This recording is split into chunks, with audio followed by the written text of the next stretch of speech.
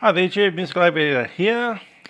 We're on the ground at Mount Isa today with a wonderful ute over here. As we'd call it in Australia, a utility vehicle if you're not Australian.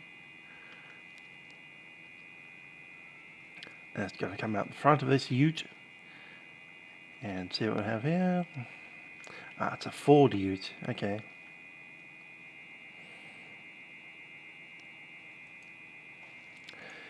We're going to be heading over to Tennant Creek, but firstly we want to visit the mining site at Century Mine. Now, apparently in Century Mine there used to be a silver mine there, and they ran out of silver and they shut the mine down. And then a couple of years ago they decided to restart checking the tailings. Tailings of a mine are essentially the bit of the mine that's already been mined for a different metal, but there's still other kinds of metal down there. I believe nickel and lead.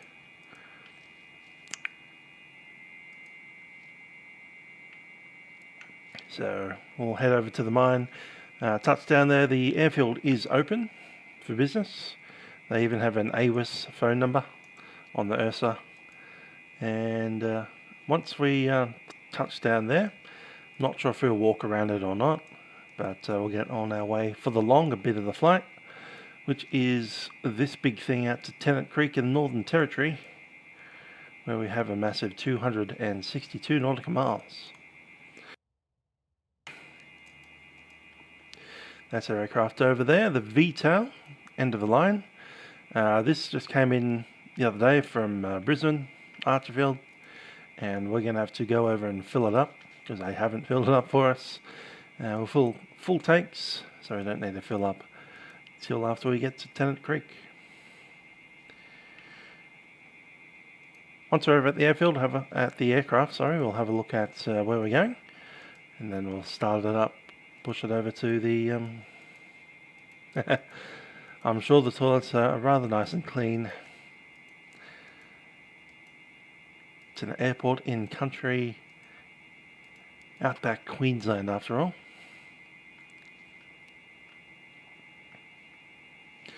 Alright, we're going to jump on board. Let's get the door open.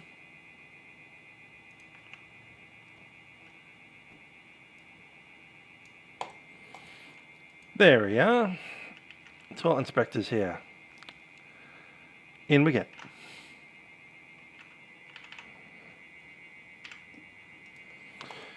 Cool. Alright, first thing to do is remove that.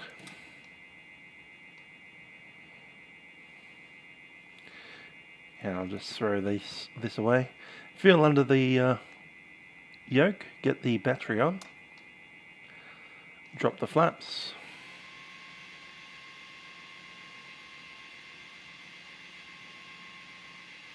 I love this flap system. The flaps move while you hold the thing down. So you can do crazy things like, instead of having the flaps fully down, you can have like flap 29, 28 and a half, 21, 20. Almost down, but I was too lazy. Yeah, all kinds of fun. Anyhow, shut that down, and we'll do the walk around.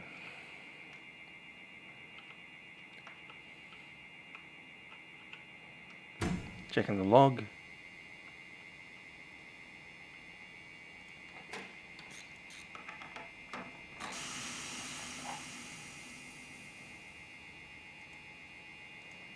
Cool, good shape, and we have good compression on all stages. Walk around time. Flaps are looking okay. These are looking good.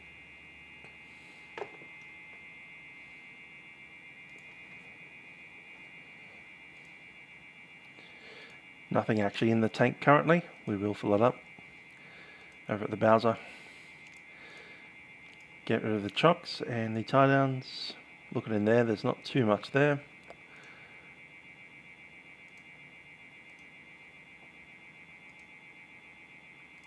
Up the front looks okay. Oil's looking okay. Yep, we're right in the middle of that safe area. I don't need to worry about the fuel drain. We're not even going airborne in the current configuration. Chocks and tie downs away. Pitot cover is off. That's happy. Nothing in there.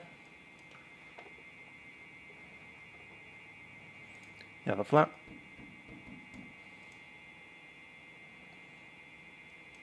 Two hours of traffic, eh? There we are. Victor Hotel India Lima Tango V35B. I'll take this off.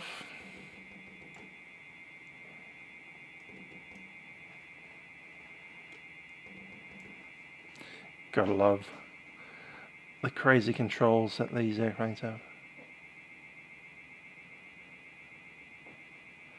Good stuff.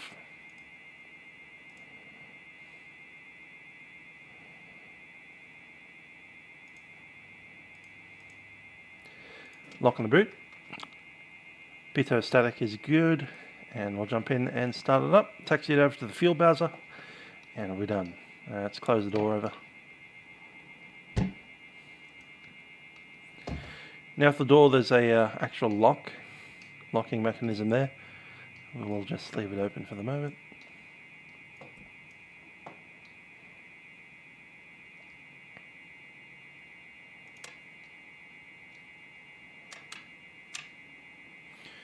Alrighty.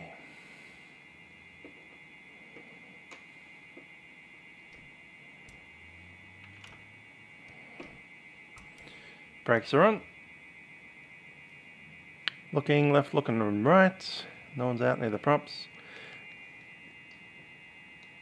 Let's make sure that we have fuel set. Yes, we do. Light on.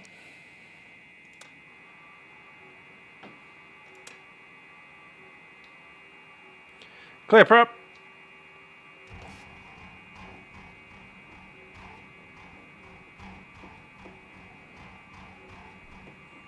Come on, there we are.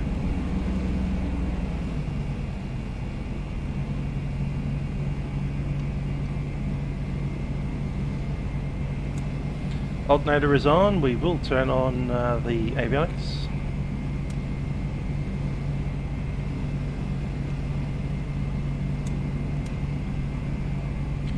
What have we got in the fuel? Fuel's about half in each tank at the moment. Coming up to the yellow.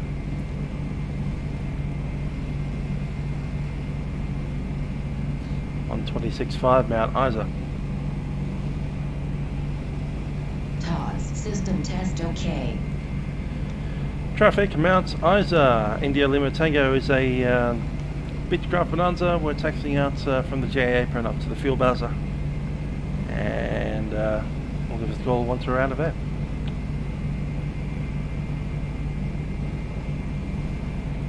Flaps can come up.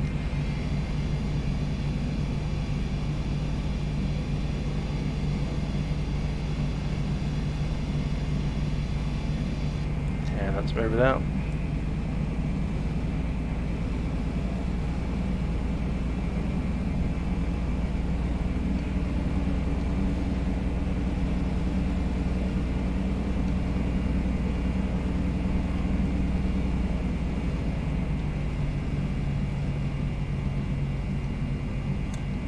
Don't need those strobes on. Might chuck on the landing, the taxi line.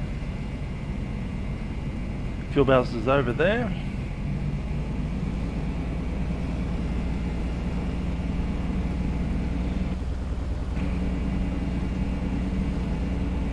How's everybody's coronavirus today? My work's gone all funny. We're looking at doing working from home You've got a working from home program if you get quarantined.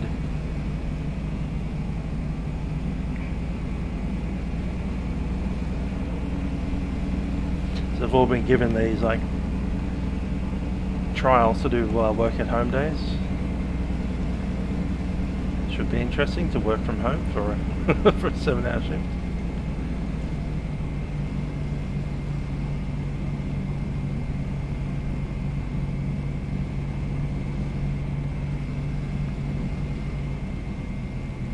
Okay, good important idea is to stay on the yellow line. No need to move over. I'm doing BP or shell today. I'm going to do shell. Much of muchest really. BP one looks a little nicer, I think. Let's go over there.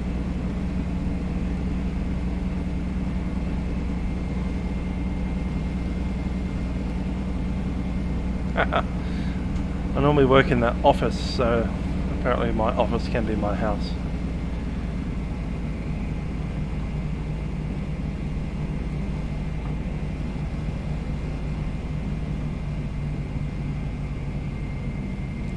Brakes are in. Shut down this.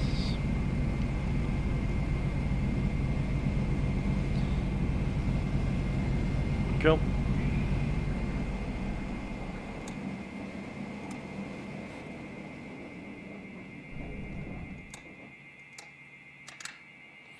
Alright, let's get out and put some fuel in this baby.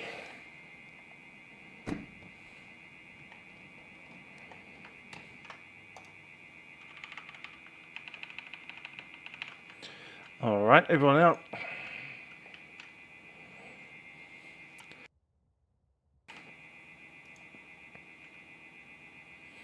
Cool, so the first thing you need to do is get your credit card and swipe it into here. And I will authorize a payment of $250. Click, click. And it'll charge up to $250. If we don't use $250 in it, of course, won't take any more than we actually use.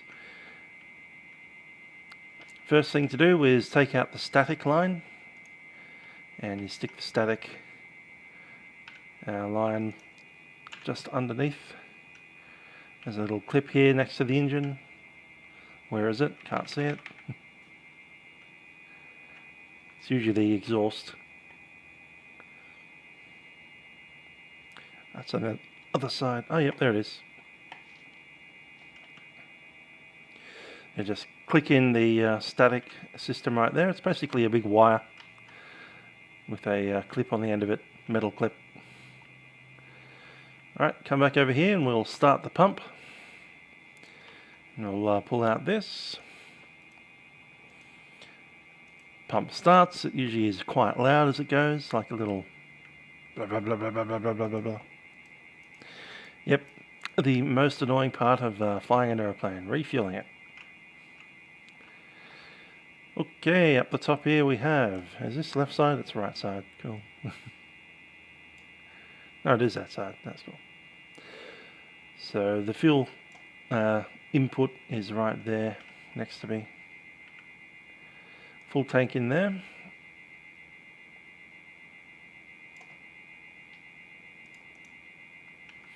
Close the hatch.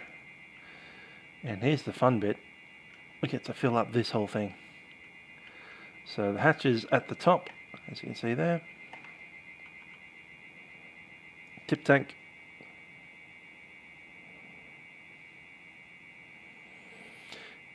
Yeah, it tends to get more expensive the further away from the city you get, because the only way to get it out there is to truck it out there.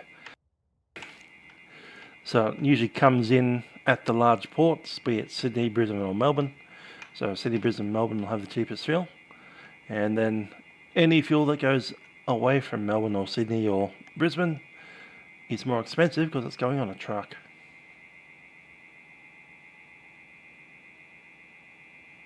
Yep, it's like there's $200 worth of my blood, sweat and tears going right into that tank. Yeah, let's walk them out again.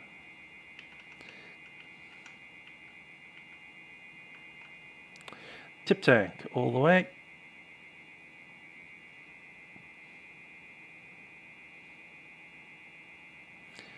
Alright, so let's brief what we're doing with the fuel. We use the main tanks, right and left, until they're at least halfway down, possibly more. And then we can push the tip tanks into the middle tanks and then empty them.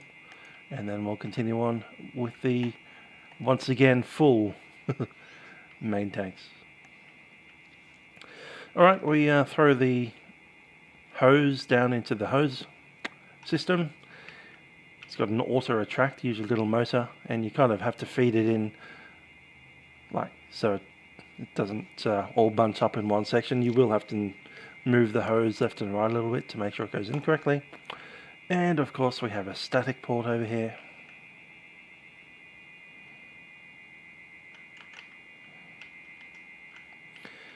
Grab the static line. Yet another thing to retract.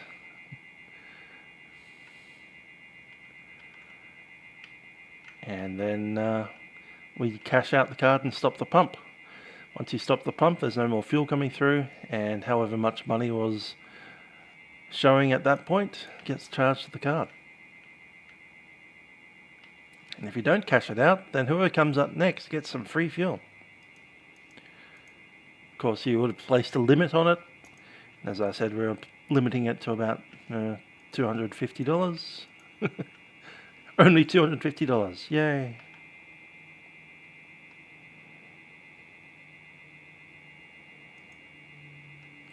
Three Hammock Island. 2 people entirely. Funny. Anyway, there's a couple of things we need to do, and one of those things is a fuel drain. Which one am I looking for? Number 8. Fuel drain, looking okay. Looking to the tank, and we have a massive full tank. Yep.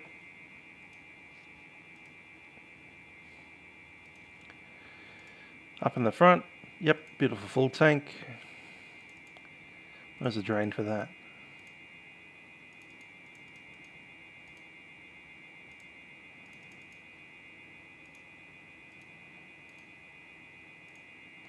There it is.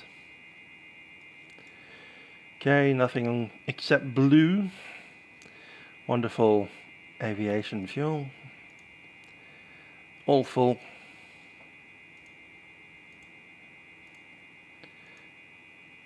Full again, and it's all blue. There's a little fuel port just underneath.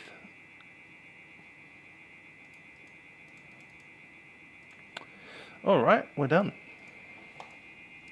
This thing will fly with the full tanks without the tip tanks is about 4 hours of flying time, but with the tip tanks it's adding another 2.5.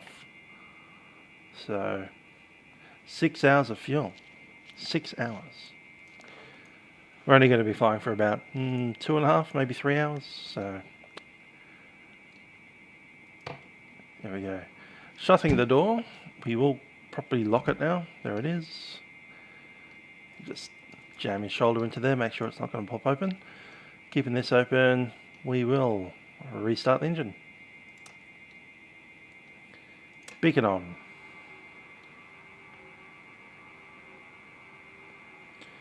Checking out, everything's nice and clear. Hose and static line is away. Clear prop.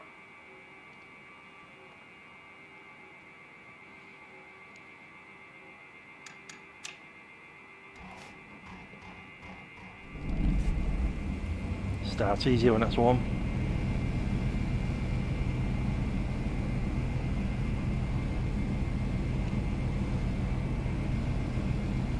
Alternator. Avionics. Now stick on the taxi light. Let's check that we don't need any of these. Firewall defrost is on, so we'll turn that off for the moment. Don't need the heater, it's warm enough. Cabin heat, cool. Done.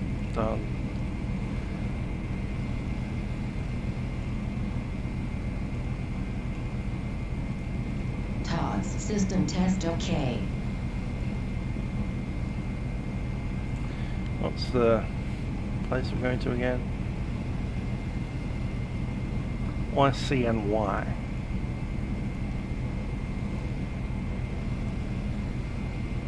That's cool. Here on Multicom, let's have a listen to the so AWS.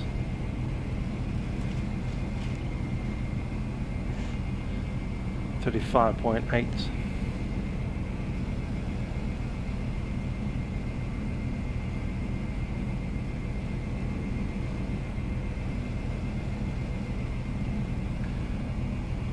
YBMA AWS. Of course, we're not within range in the real world, so I'm going to have to do the other one, which is the phone call 07 6437.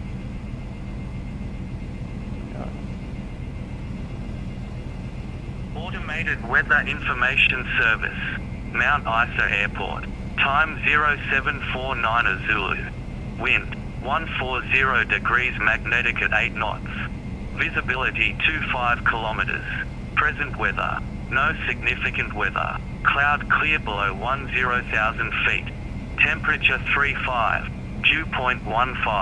QNH 1008 hectopascals. Rainfall last 10 minutes nil. Automated weather in... There we go. QNH 1008 and wind favours runway 16. It's getting a reading on both tip tanks, looking good. What I will do is click on continue and we'll do the nearest airport. And just leave it on that one. There's Cloncurry. I've been to Cloncurry a few months ago.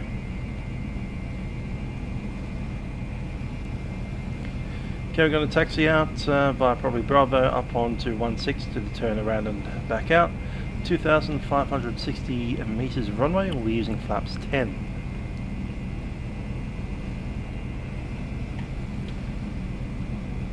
And we will need to open that.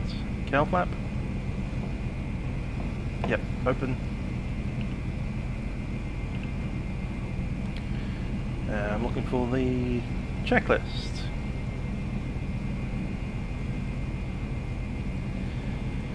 Alright, taxi radios are on, transponder altitude set. Heading indicator, yep, double check, we've got 165 or so.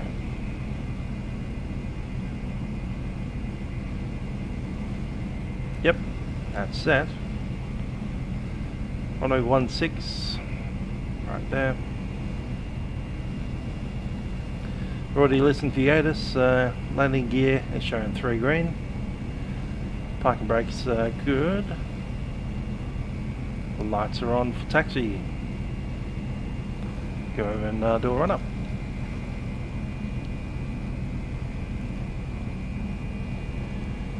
Traffic Mount Isa. India Lima Tango is a Beechcraft Bonanza. We're taxiing out to runway 16, holding short for the run ups.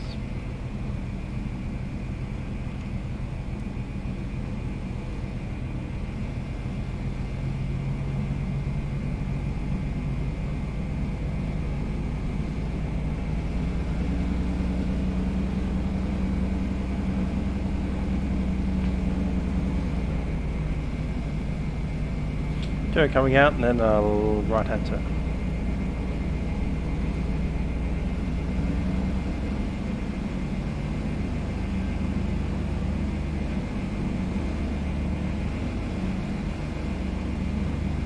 Careful of the wing tips, both sides. It's a bit tight here.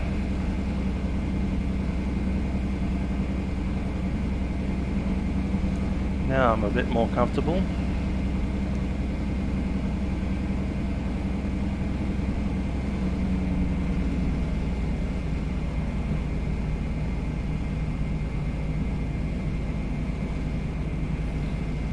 Okay, just going to go up to the whole short line. We'll do the run-ups.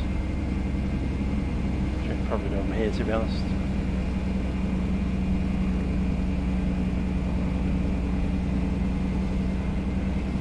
Someone was indeed crazy enough to cross the Atlantic in a helicopter, and that person is Dick Smith.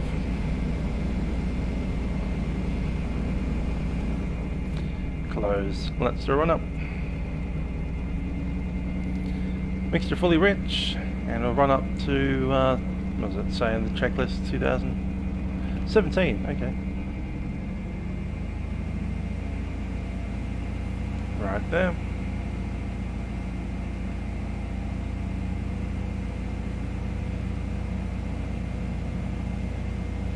The Alien 21, indeed, looking good. Glad you guys got the Italian airport on across the pond. First time for everything. Magneto switch down, magneto switch up, down again, back up, and we're going to check out our prop RPM into the feather and back out. Yep, the same Dick Smith, electronics guy and aircraft safety regulator, occasional politician, guys that made some Vegemite ripoff. Yeah, that guy. He also travelled around the world twice in a helicopter, once around the equator, well, offset the equator, which is when he did the Atlantic crossing in a helicopter, Bell Jet Ranger 206. And he went once around the other direction, which was over both poles, North Pole, South Pole, and back up. That particular helicopter happens to be sitting in the Powerhouse Museum in Sydney, has the registration VH, I think it's Delta India Kilo, as in D-I-K, Dick. Do it in Jabiru. That's hilarious. Alright, one last check. Brakes are done, fuel quantities checked, fuel selector will set right take. I'm going to set a timer as well for 30 minutes. Let's have a look at this.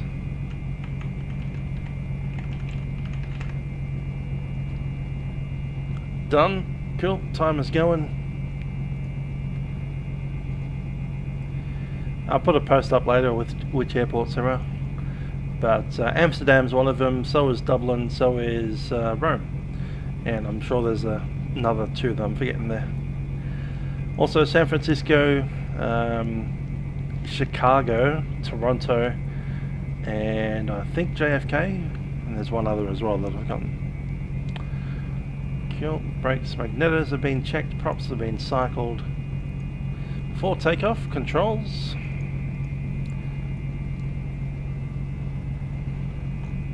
Controls free and correct. Gonna grab that flight director on and ask it for the flight. There we go.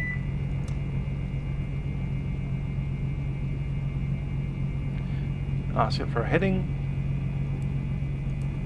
Yep, looking good. See if we can overpower it. We can indeed. Beautiful.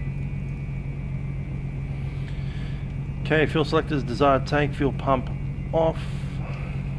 Mixture rich for the thing, prop full in, engine gauges, trim tab neutral, flap set 10.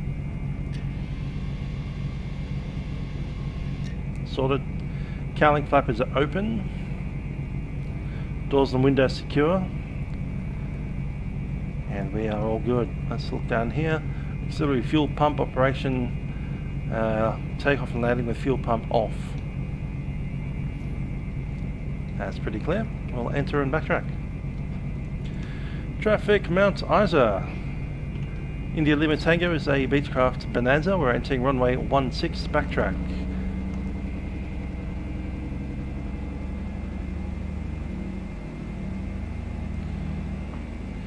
I enjoy Kingston Smith better because we have Sydney Airport named after him. We don't have any Australian airports named after Amelia, which is correct because she's American.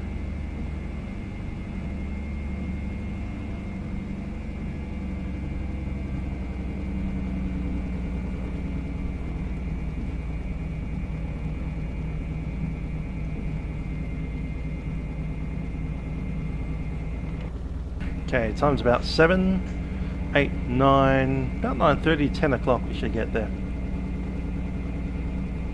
That's correct, Amelia Earhart did indeed go missing somewhere off Howard Island in the middle of the Pacific. Tiny little atoll. The lights on.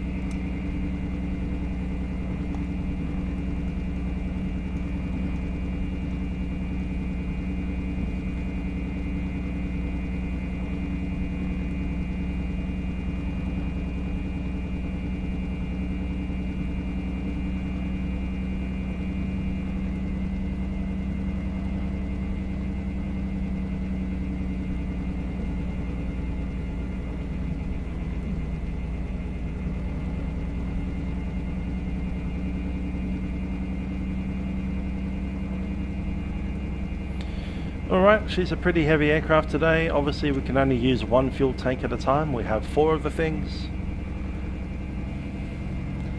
Currently the inner right tank is being fed. 30 minutes till we switch tanks.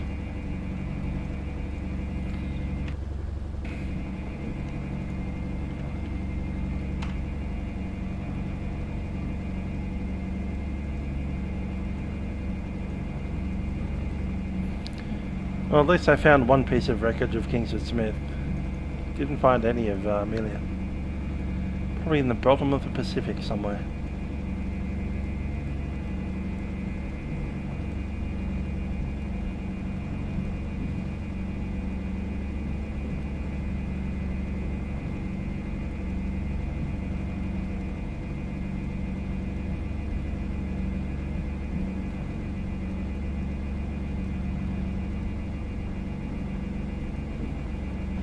Indeed it is, one of those great aviation mysteries.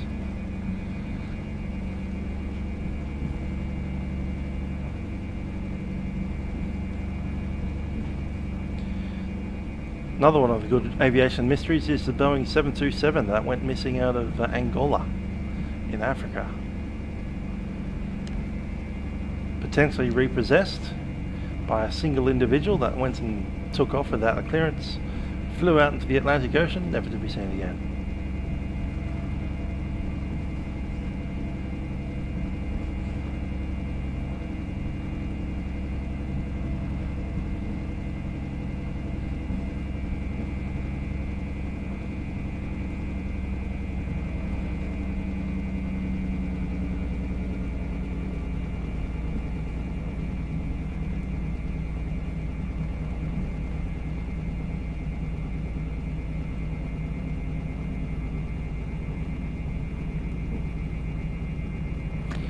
We've gone to the wrong end of the runway, haven't we? That's funny. Haha.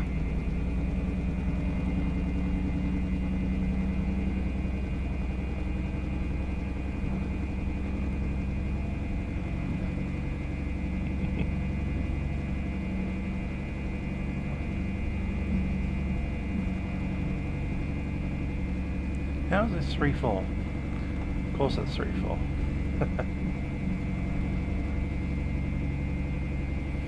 Just looking at the direction my pointer was pointing instead of the direction that my heading bar was set to.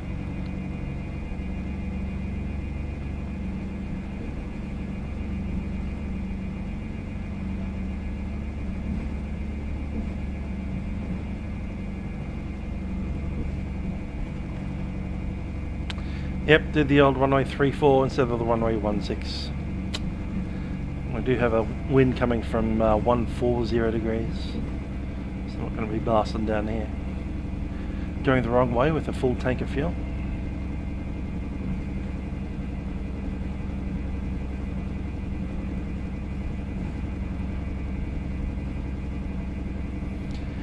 There was a time in the past when Mount Isa used to have a control tower. The actual physical tower is still there.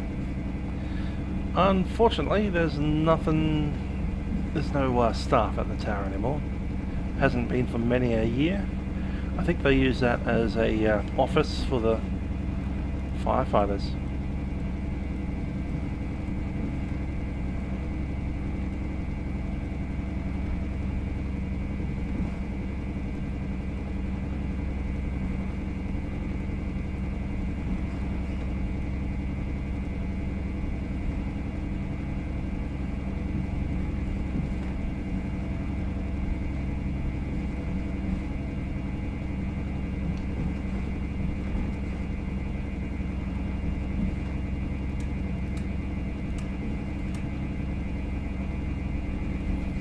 like the green light better or the red light?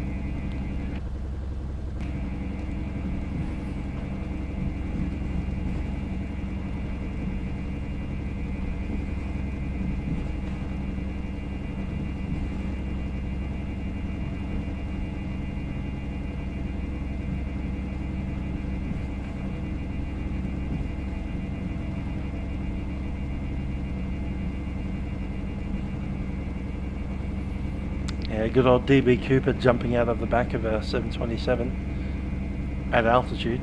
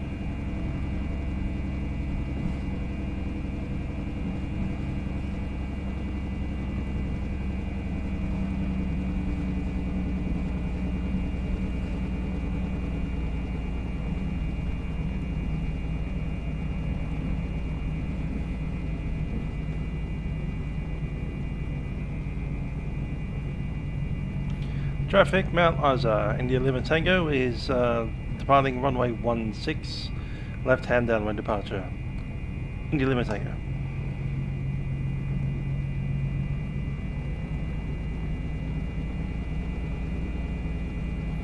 Okay, takeoff checks. Mixture fully rich. Prop is fully forward. Takeoff trim is at the 0.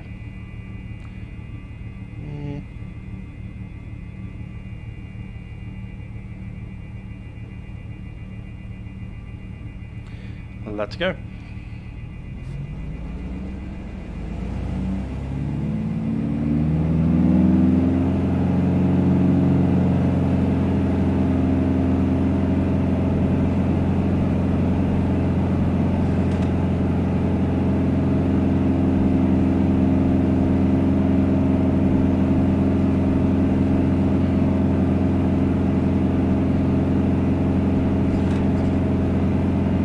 Rotate.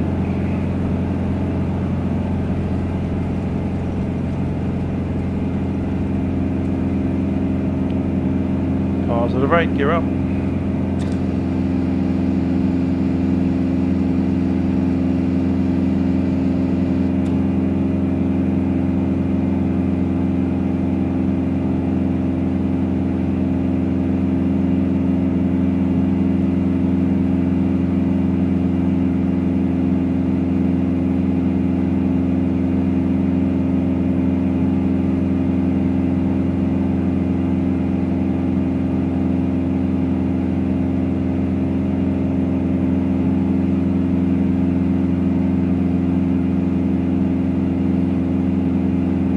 Turning.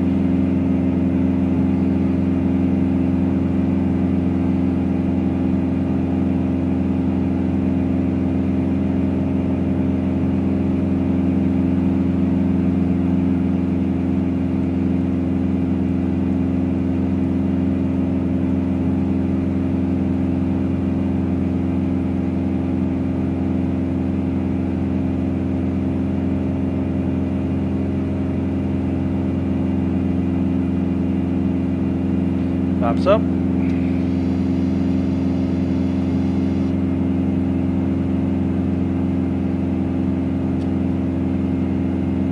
Flaps checked up. Prop RPM coming back down to 25.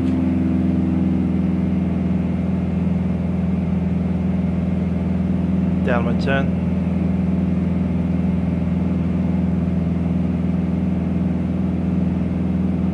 See you, Tubi. Catch ya.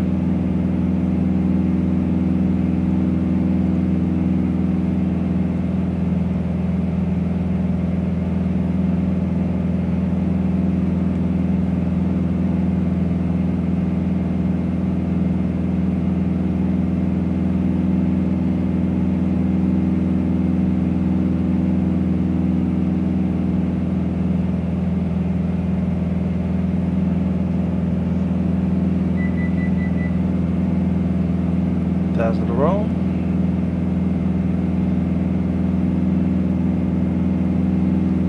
Fuel flow set to the min.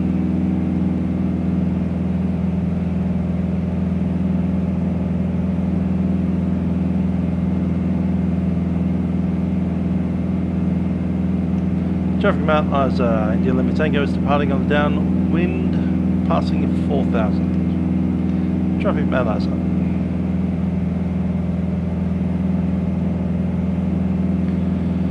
Century Mine is next.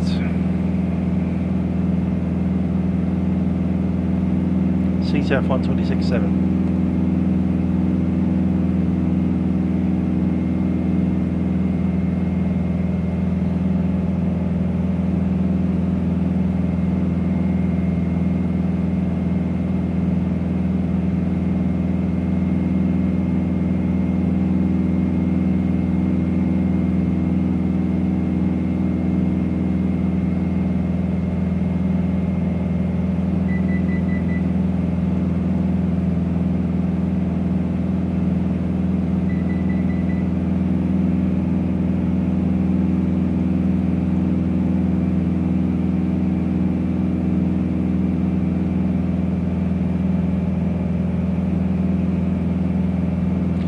Miles Harrison, how you doing?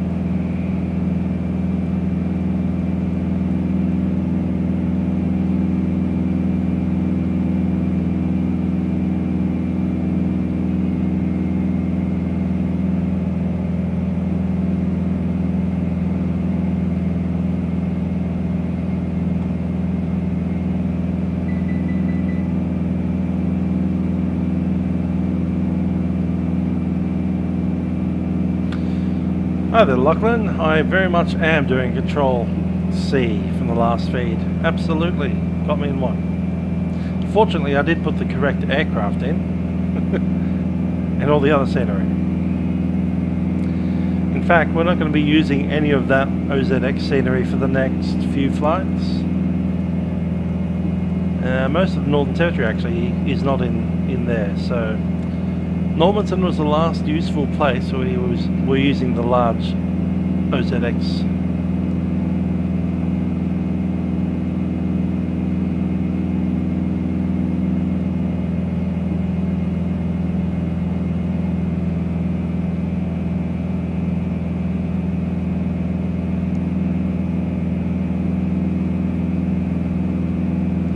Yeah, we'll intercept a straight line between Mount Isa and Century Mine, because we do probably want to stay where we've told, you know, the flight plan where we are.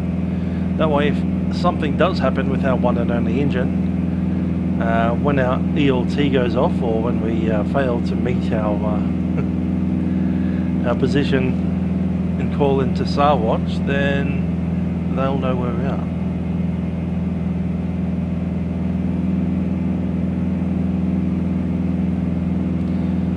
Keen to chuck in an autopilot? Let's do it.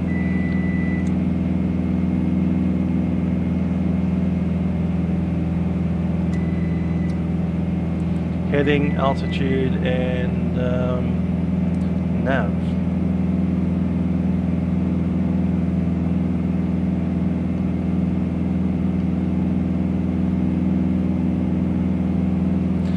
Did I type an E instead of an A?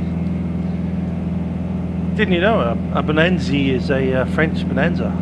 Bonanza.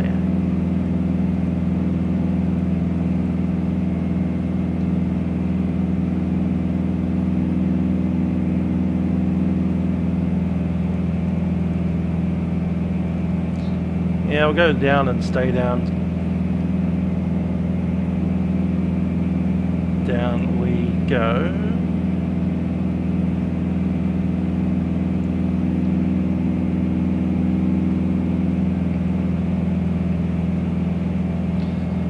Cool. So, Century Mine, let's have a look at our details here. This one even has a AWS phone. That's pretty cool.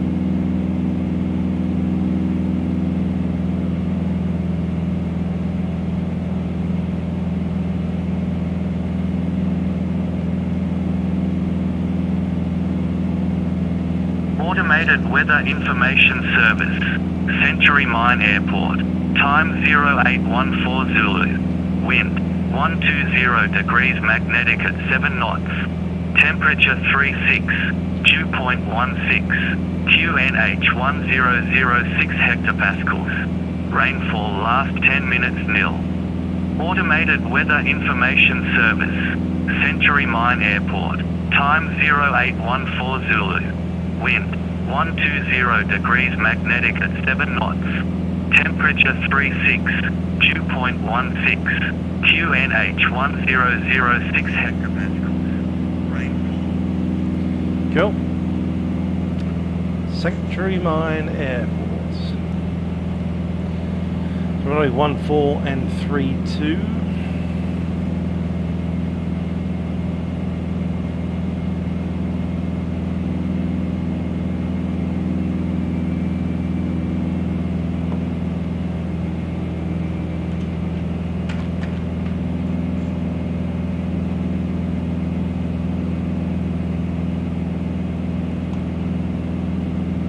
Let's go grab something.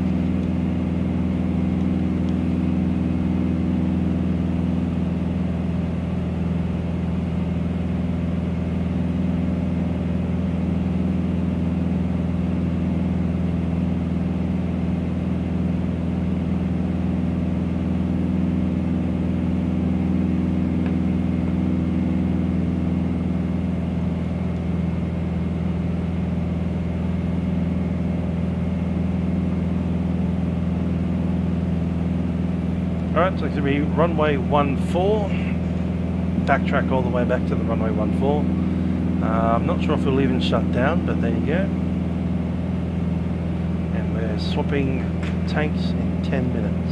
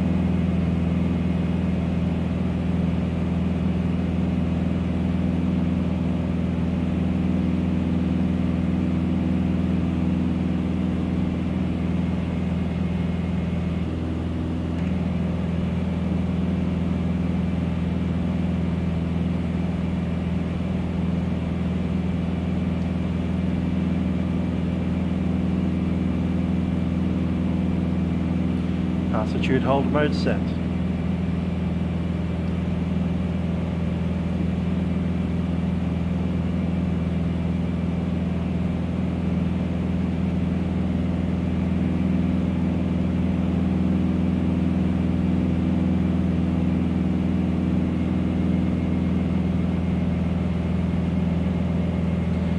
And I'm going to complete the leading of the mixture.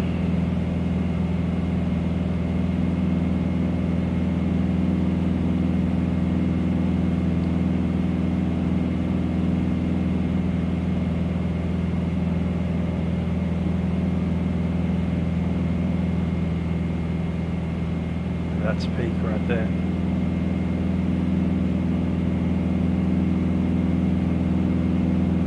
Itty bitty teeny little bit rich of peak. Otherwise we are going to descend at some point.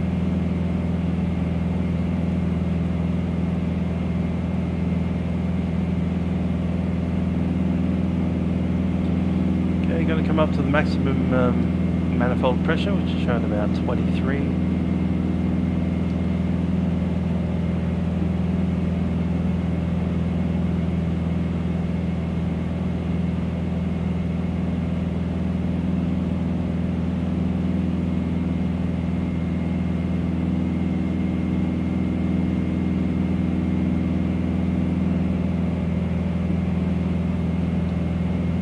That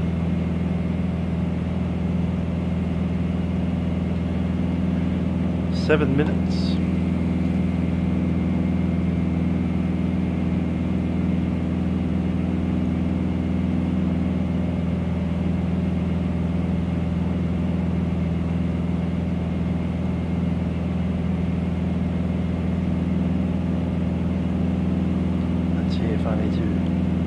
this video description. So I do. Done.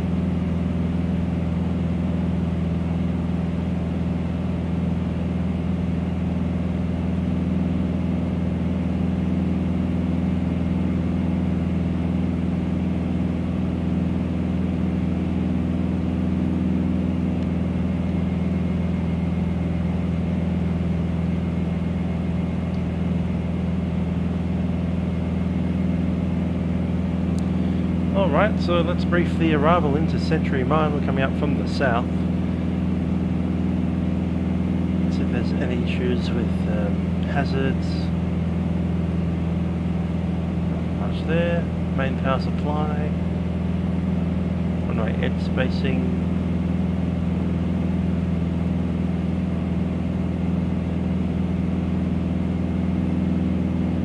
Cool. Obstacles, 742 foot MIOL, no idea what that is. Infringes takeoff surface runway 14. Terrain penetration of hazard 715 AMSL between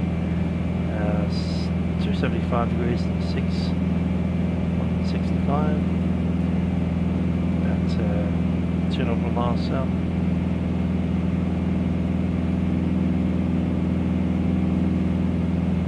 Prior profession required for all operations. Hours of operation HJ only till 6 PM local.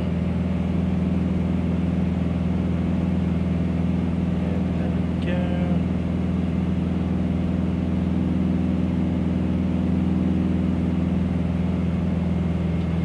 go. I like this. To get permission to operate to the airfield, you have to submit writing to level 4 of 360 Collins Street.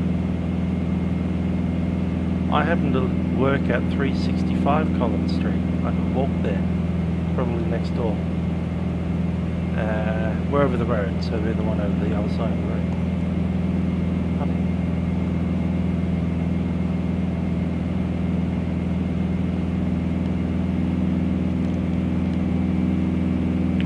Tar sealed. Happy 3 degree.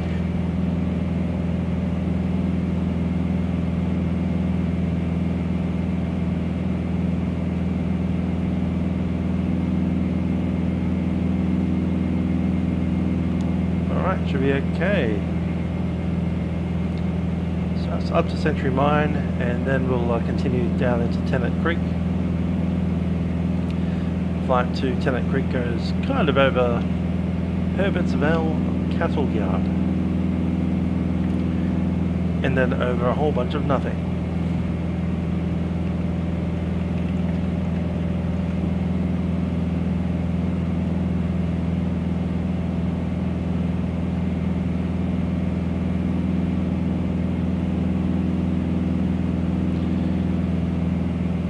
And yeah, just a little bit will nick the Simpson Desert, just ever so slightly.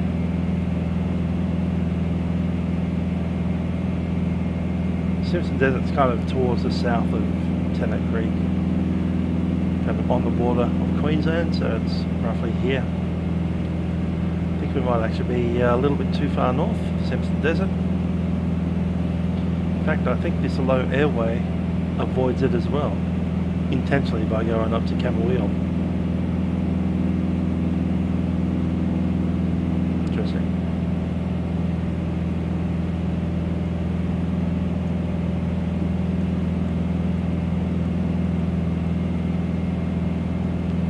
Anyhow, 82 miles out, we might as well do the descent profile. I'll do flight plan.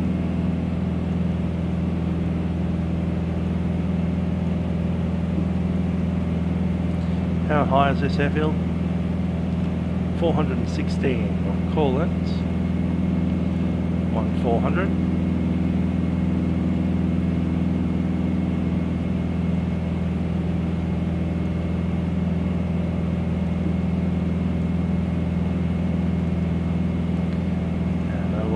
Target VS, which will be about 500 a minute.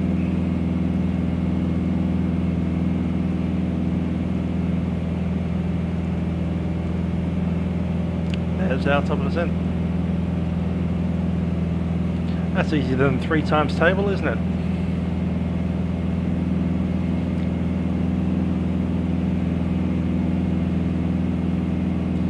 $18 to 20 miles out.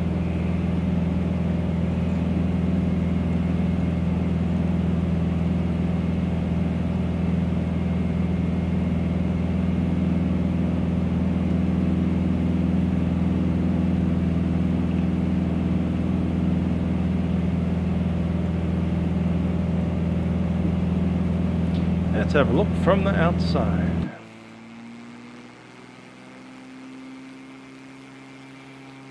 Beautiful Vtail. Brilliant looking airplane, isn't it?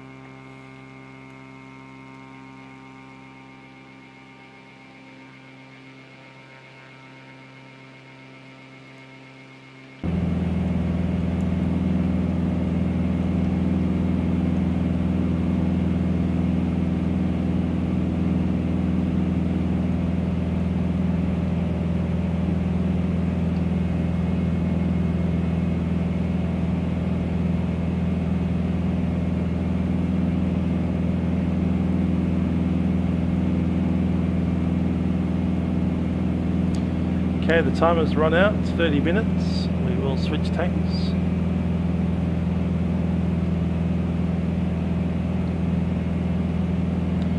Okay, fuel pump goes in. Tank to the left. Waiting 5 seconds. 4, 3, 2, 1. Take out the pump.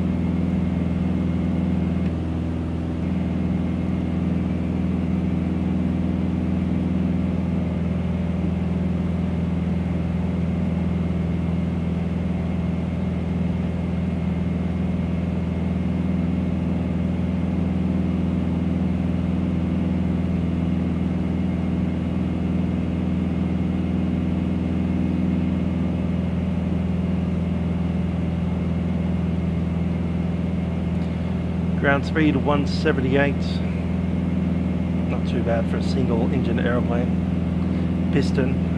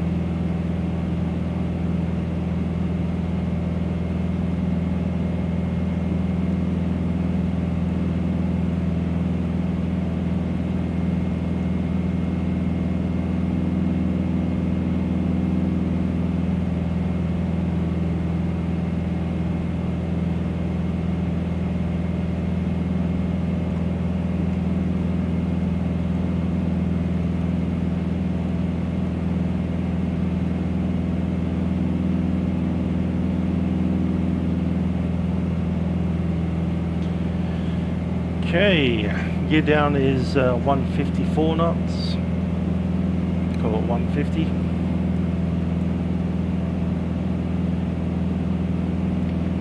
And the flaps inside the wide arc 123 as usual.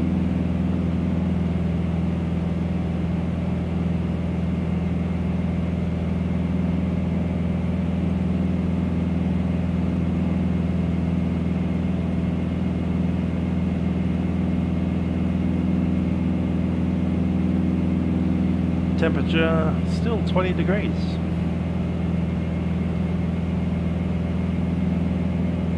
least it's not 33 like it is on the ground.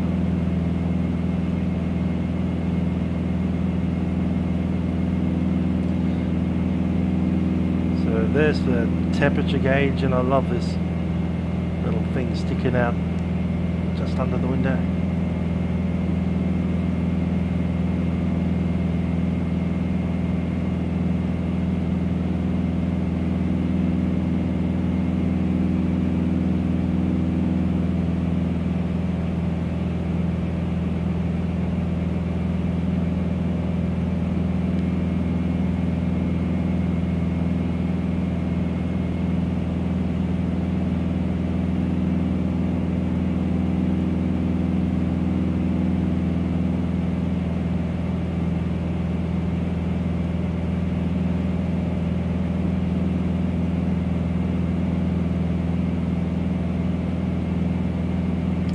Windows Seat 73, g'day, welcome from Twitch.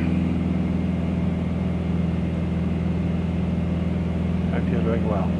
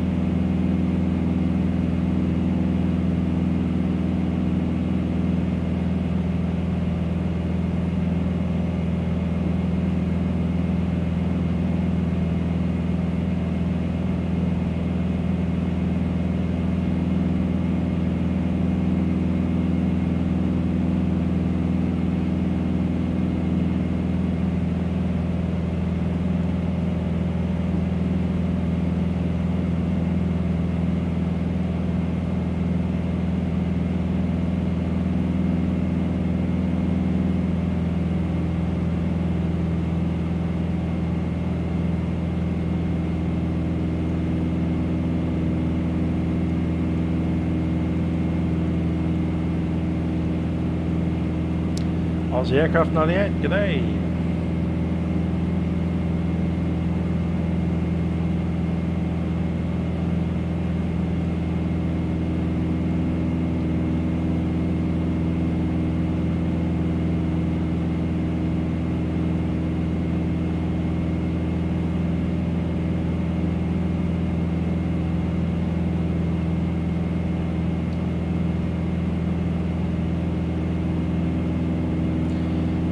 We're like more than 200 miles out from Tennant Creek at the moment. We're just popping into Century Mine first. We have 262 miles after takeoff from Century Mine.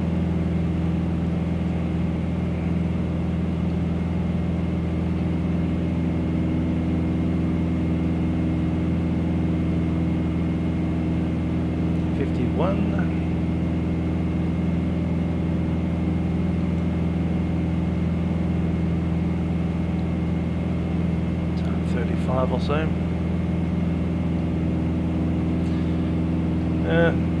For VFR, my cruising altitude is whatever I want it to be right now, not with controlled airspace. We'll be at 8,500 to get to Tennant Creek because we want to be nice and high. Give us better gliding performance.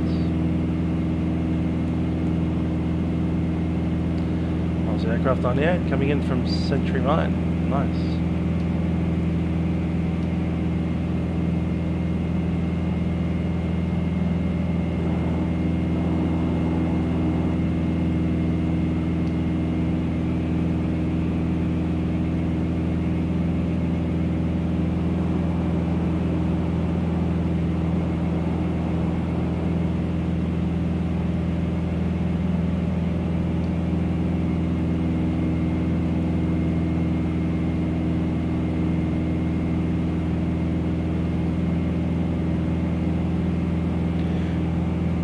I'll make a call out on the CTAF frequency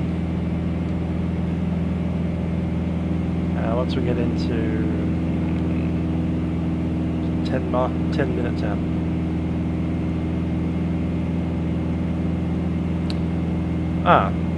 Well, I'm finishing at Tennant Creek for tonight anyway, and we won't move on from Tennant Creek until next week sometime, possibly Sunday, but I'm not sure.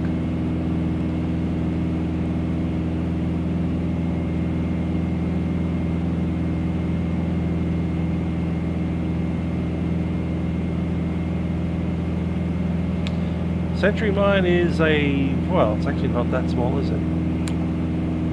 Century Mine has a 1,700 metre long runway. It's only available for private operations with prior permission. And to get prior permission, you have to phone up a mobile phone number, and they may need you to send in your application to 360 Collins Street, Melbourne. Expect it to take a while.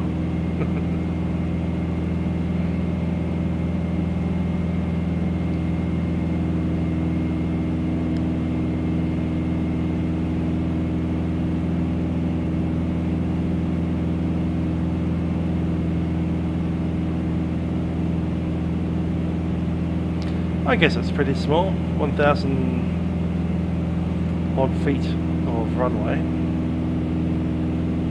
1,700. So you can probably get a BAE 146 in there, okay? If you operate it out of either Mount Isa or Cairns.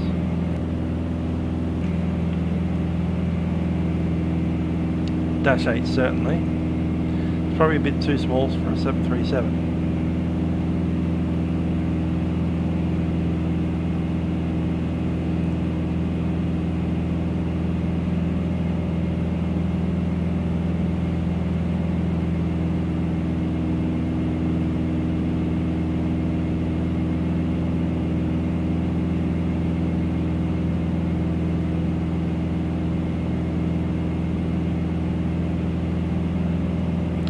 It is a tar sealed runway, so nice solid surfaces down there.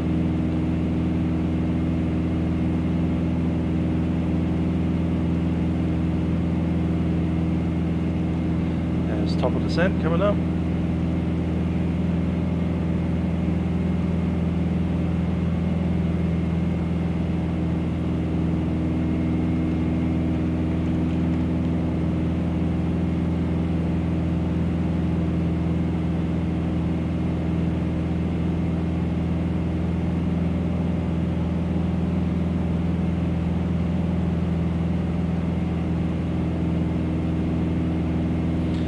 Cool, so here's operations for the new Century resources, Century Mine, tailings dam, feed preparation, primary grinding. So they're essentially redoing, or like sifting through all of the old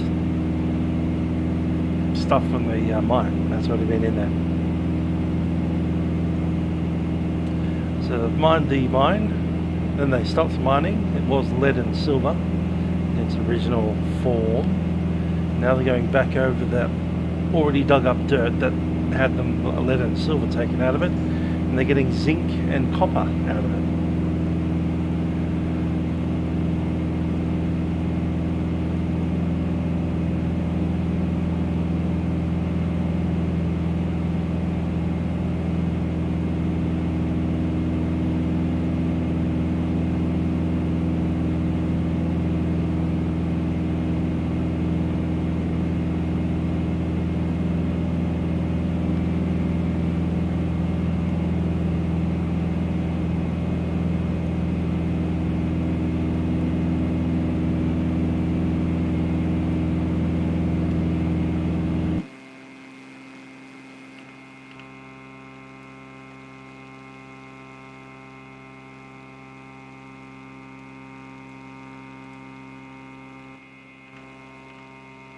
Oh, that's all the walk around points. I get it.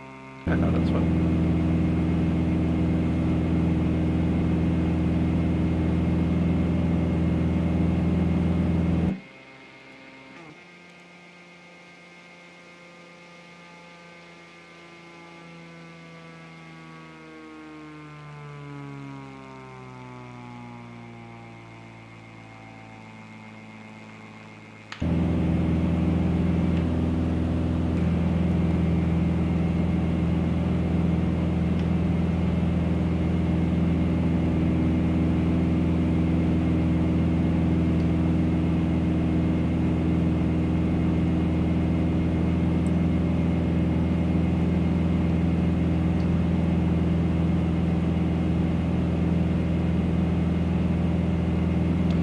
time to head on down.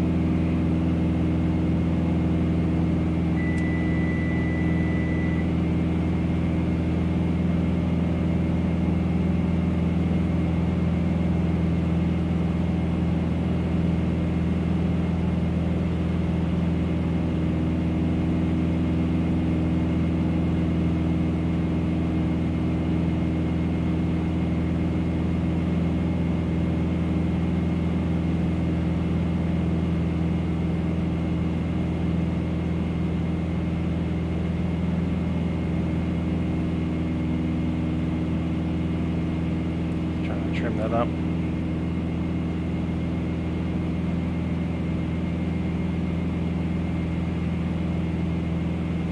Okay, we need to join on the downwind, so we'll pop through the runway, turn up the downwind. Runways are 14.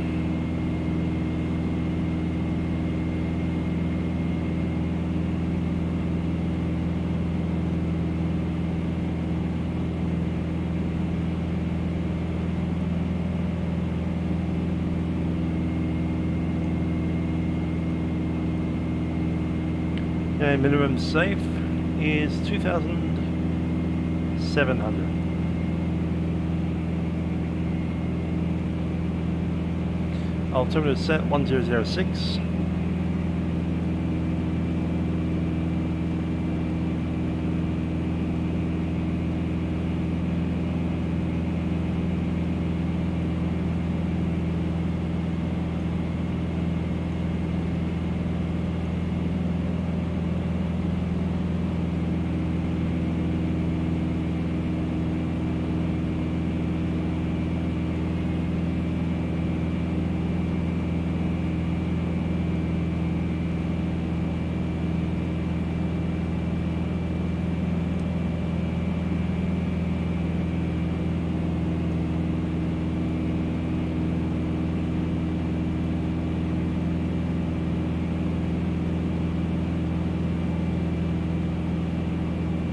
Alright, lights are essentially on.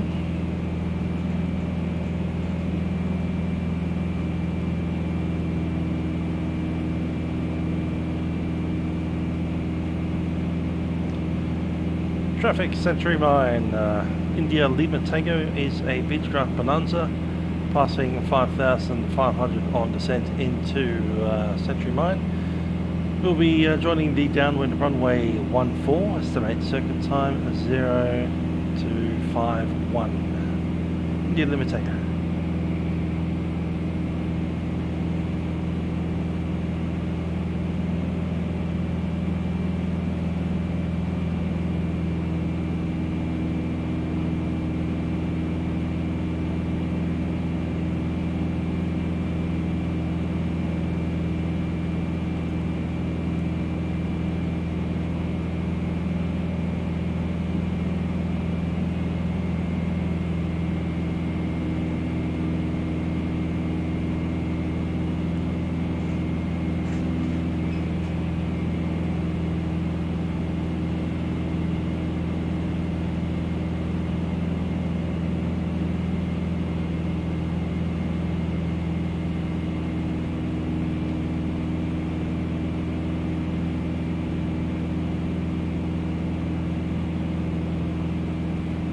Cool, we're about 5 minutes out from joining the circuit.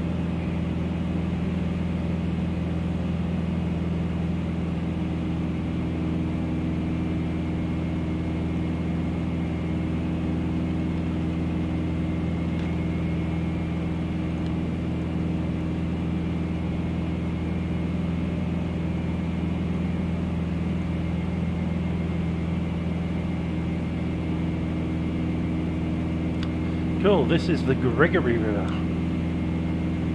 Hi Greg, how you doing? The river's named Greg.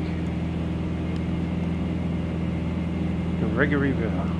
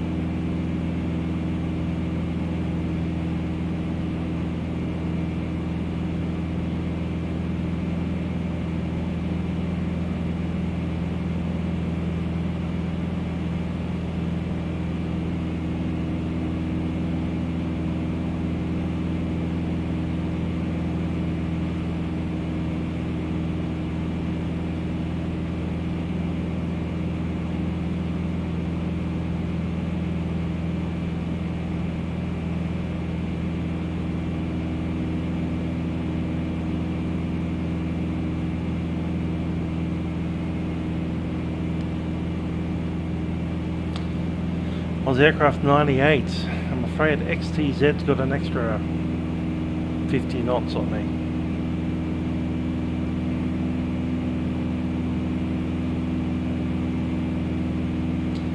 Lancia Legacy can cruise at about 200, even 210 knots.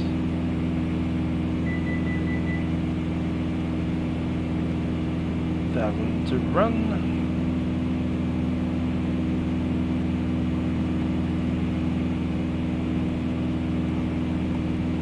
Runways in sight. It's 13 miles out.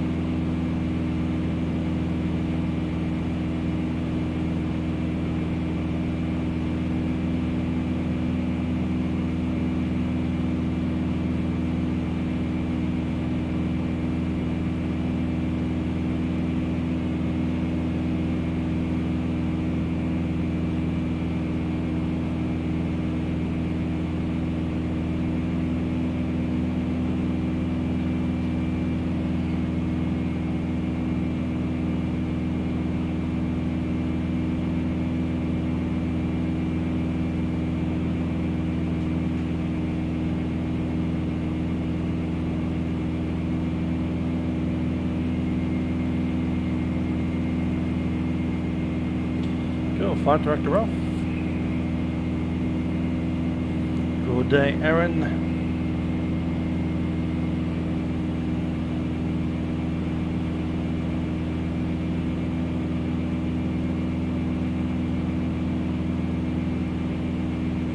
Traffic Century Mine, India Lima Tango, Beechcraft Bonanza is 10 miles south of the field.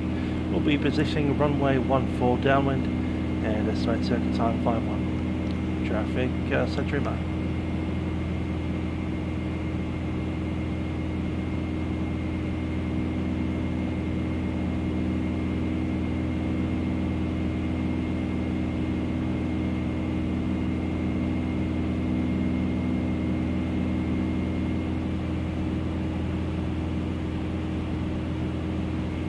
Kansas City should be fun.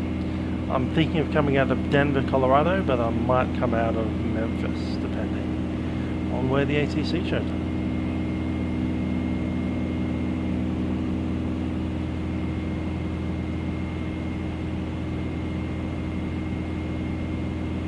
I also don't have saving for Kansas City.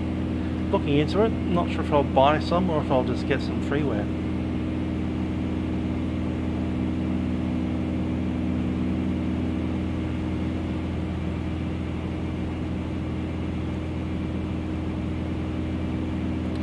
$416. It's 2,000. We're 1,000 above the circuit. Chicago. That's not a bad idea either.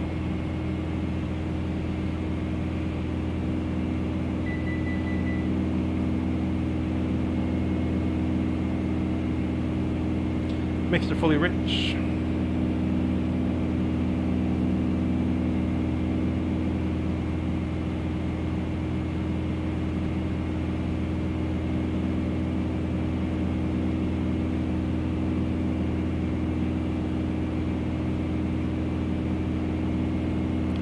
Passing through the center line.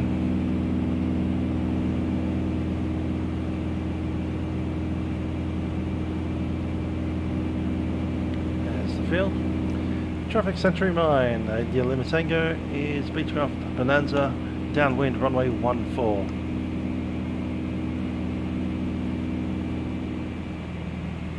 Prop fully forward.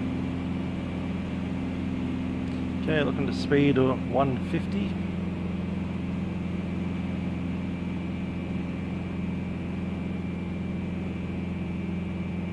There it is, gear coming down.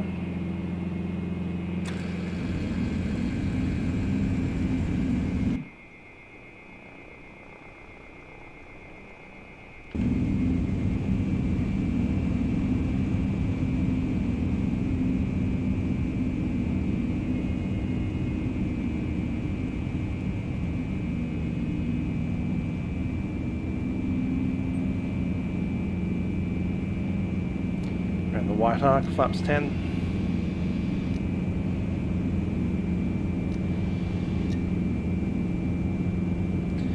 Okay, landing checklist. Undercarriage. So again, brakes are released. Undercarriage is down and 3 green. Mixture is fully rich. Prop is fully forward. Pump is off. Fuel set to the right tank. We'll leave it. Seats and harnesses are secure.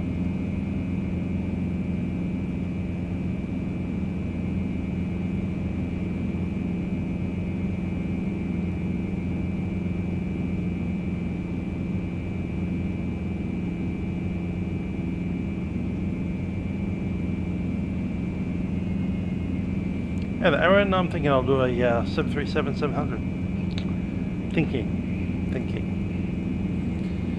There's a very small chance of me doing something different like a CRJ. But at this stage, the 737s are probably a nicer airplane to fly. Traffic, Century Mine, India Lima Tango, turning at base, runway 14.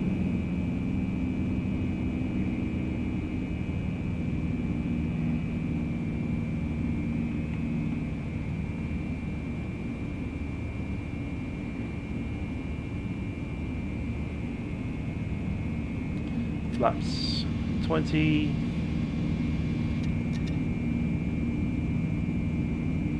Yeah, leave it there for the moment.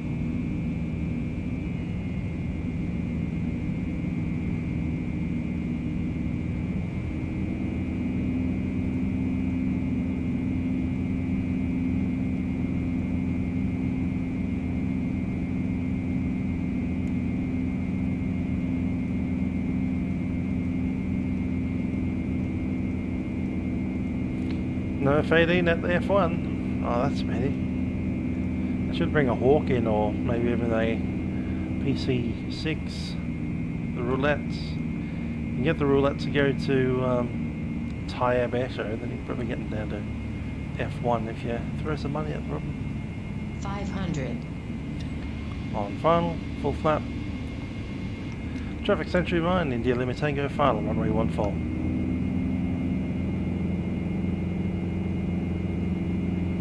Yep, I'll be wearing a mask there.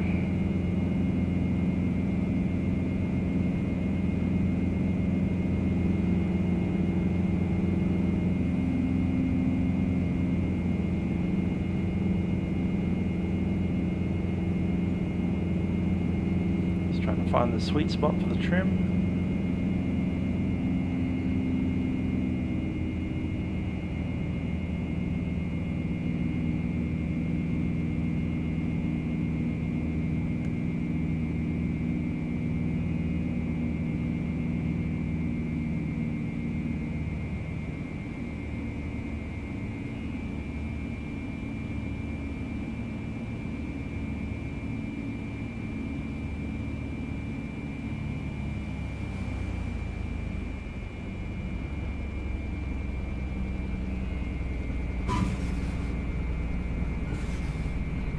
$155.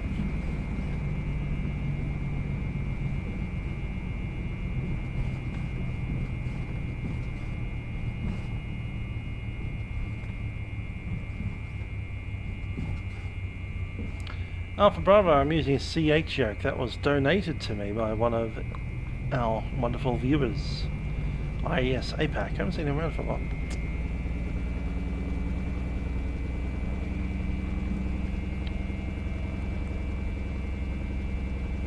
Turn around.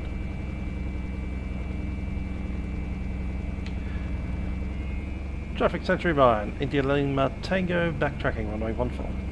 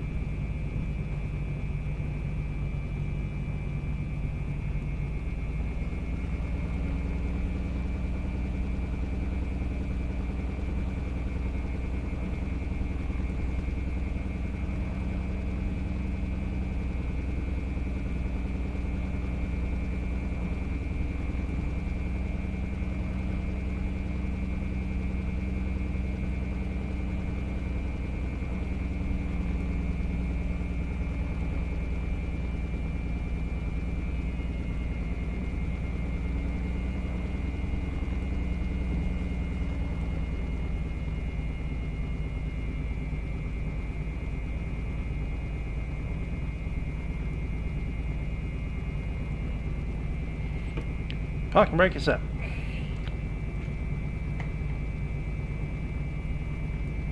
Okay, avionics are off.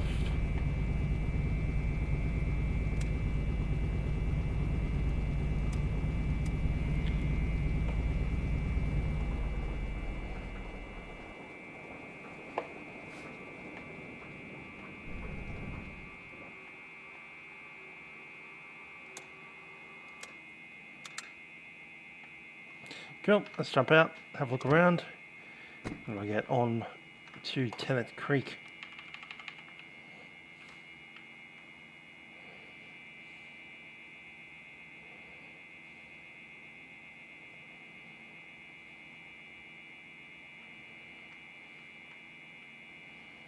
Oh, nice little building over there. Let's have a look.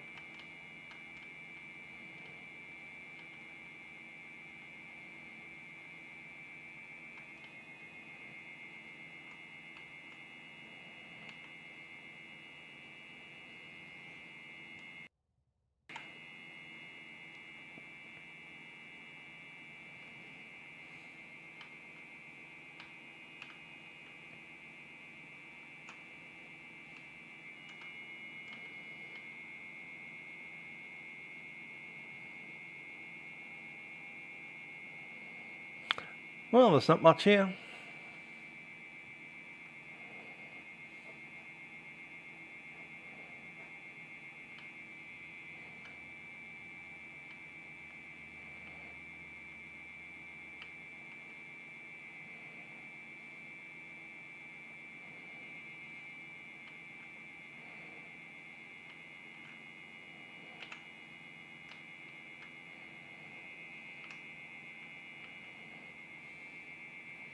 Cool. Well, welcome to Century Mine. If you need to go to the dunny, it's probably in there.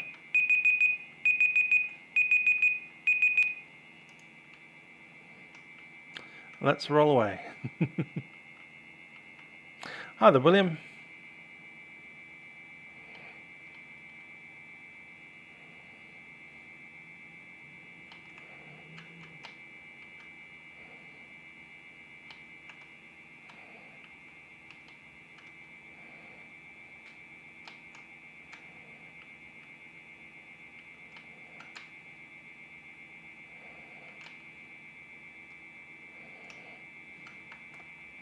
Let's jump back in.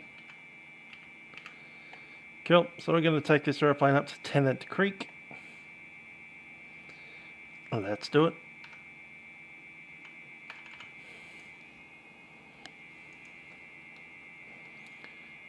Door.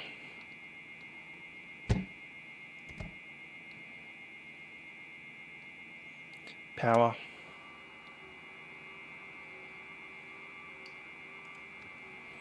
There's literally no one here.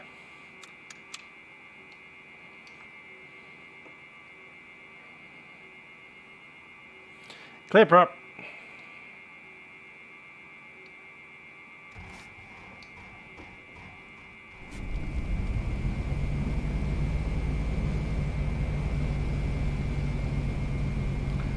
I'll leave the window open for a bit.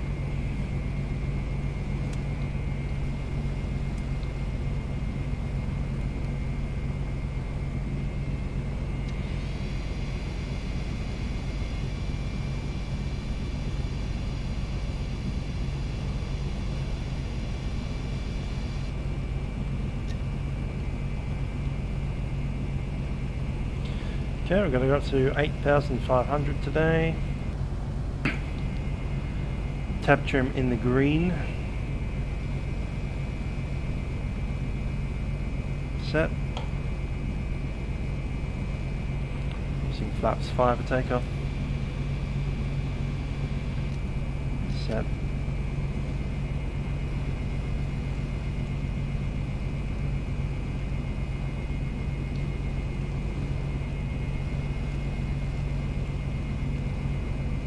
System test okay. To straight out.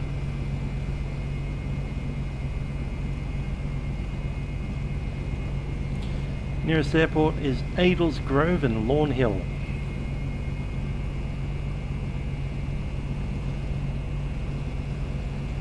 Yep, when it comes out I will be streaming it once I have it and have set it up correctly.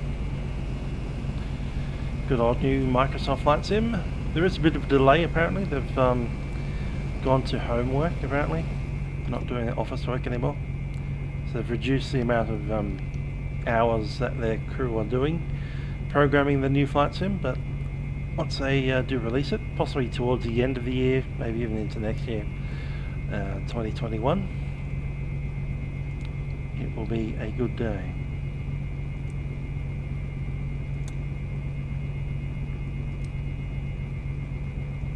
Just check if we can overpower. We can.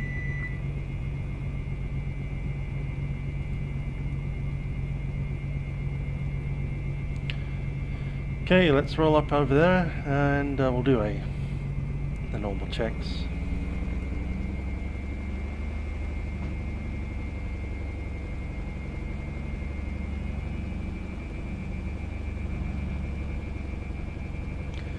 Traffic.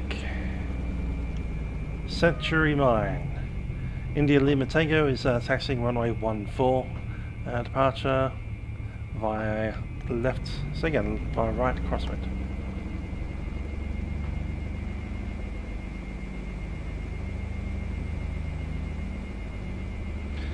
Well, that's what the meme would say. Apparently it's just more like a life-work balance kind of thing. They're just wanting to take it a bit easier on their team.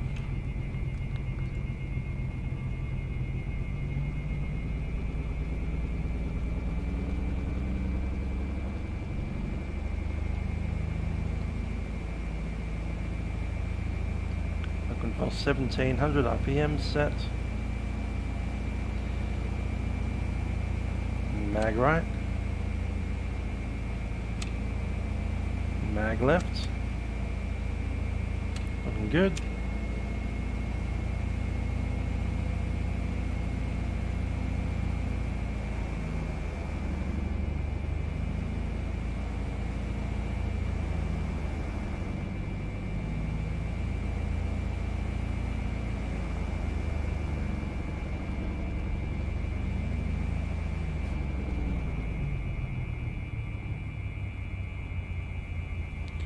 I'm happy with all of that. 1000 RPM. Get some lights on.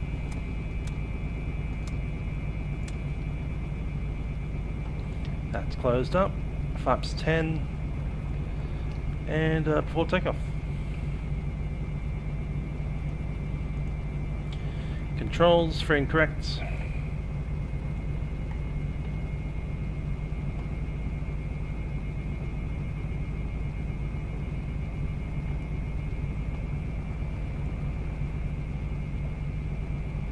Controls are good. Mixture is rich. Prop is fully in. Gauges checked in the green. Flaps set. Cowl flaps are open. Doors, windows secure. RPM's been checked. And 96 knots on the climb out. Alright, let's go. Traffic, Century Mine, India Lima Tango entering runway 14, departure right crossway.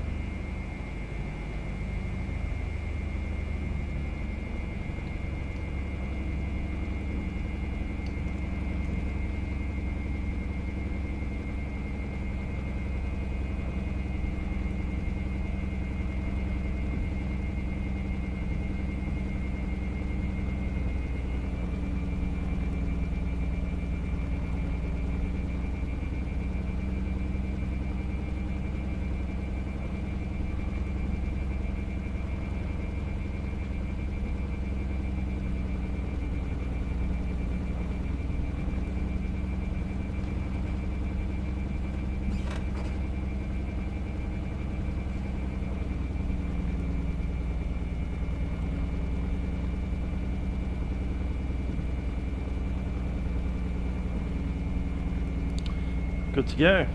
Let's roll.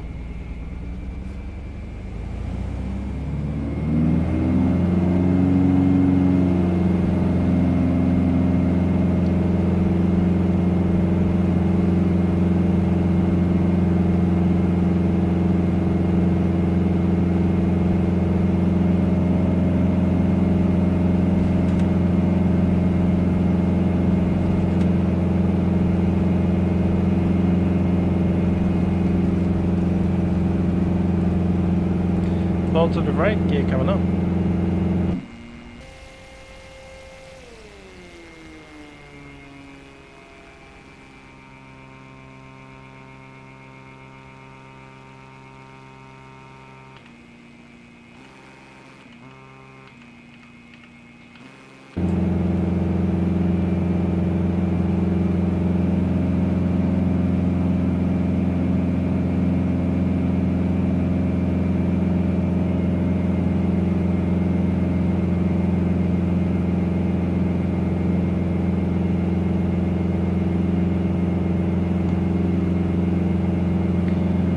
Okay, flaps going up. Set.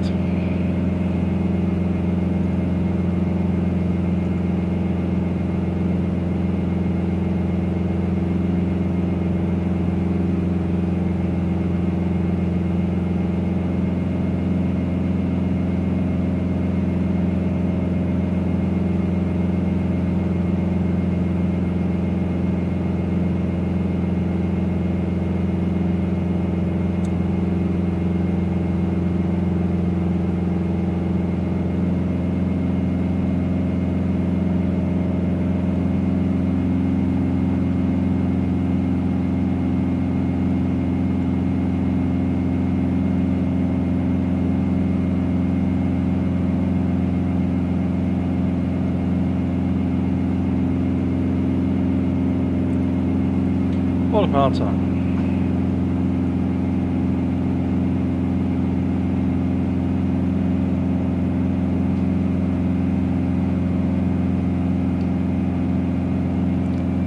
Nav mode.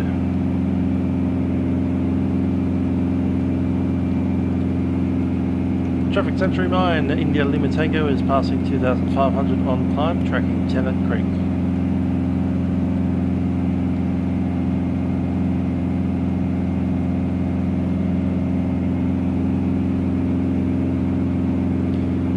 $260 nautical miles.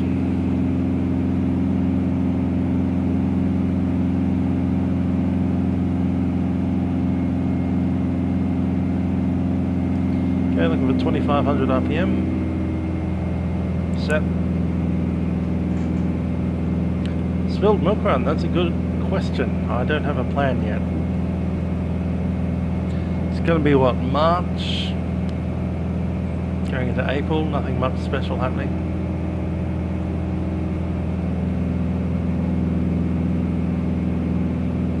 We did Hobart last time.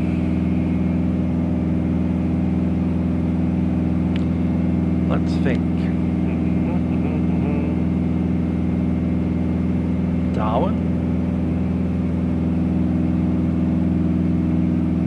Darwin might be cool.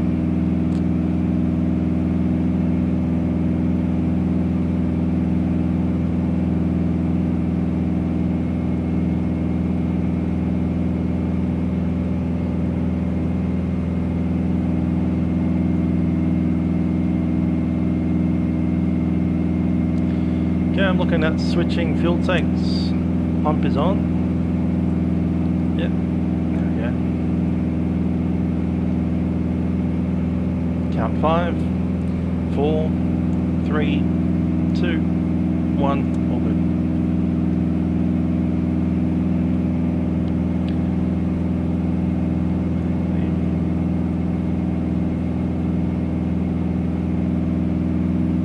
Sunny coast, alright.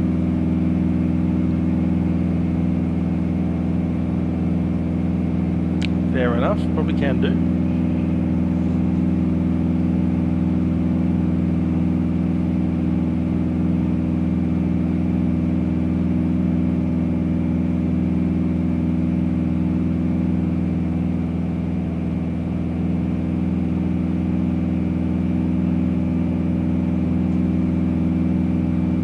Gonna go slightly lean of peak on this one because we're climbing.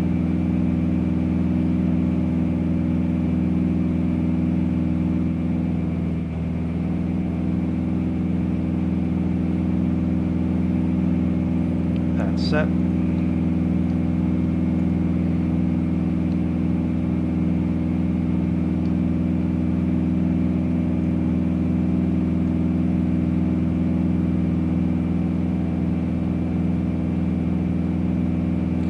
2,000 per minute we go.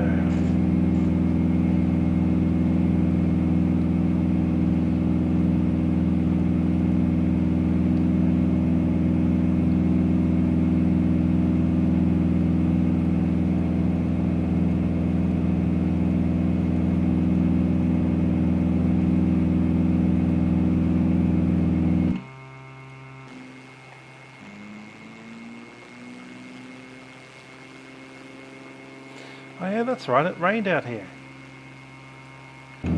It's not dead grass and sand as far as I can see anymore. It's properly green.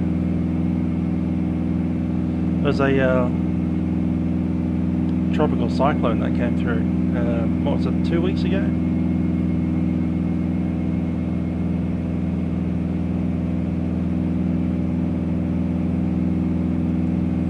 So much for the sandy desert. That's the very green thing.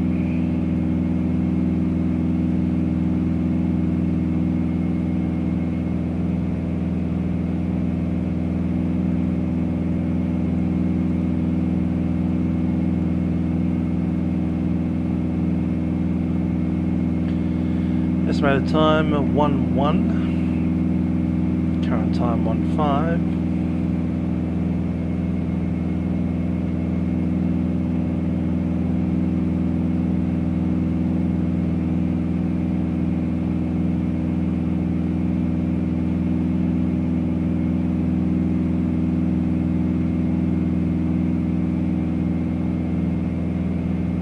It's either 02 or 0, no it is 02. 3, 4, 5, so it's only 3 hours. Alrighty. Once we reach 8,500 then we'll continue to speed up.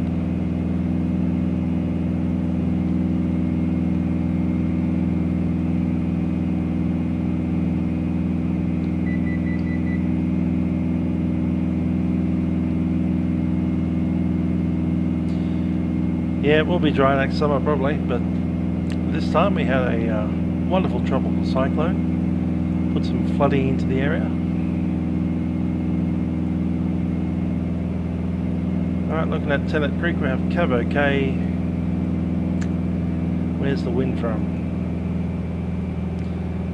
120.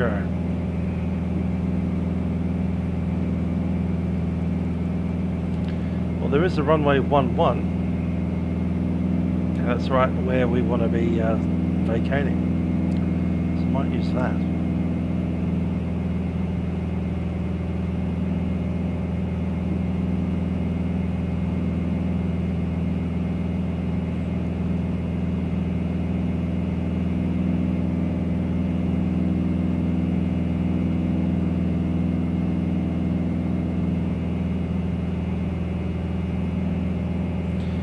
Well, the fuel bowser is not much good if you only have a credit card, because it only takes the shell cards, or the MC and the V,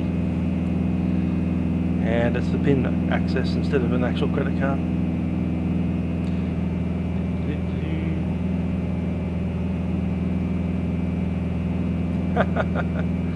And if you want Jet A1, it'll come via a truck, but you need to give him 2 hours notice because the person who drives the truck is not on the site. You'll have to get to the airport.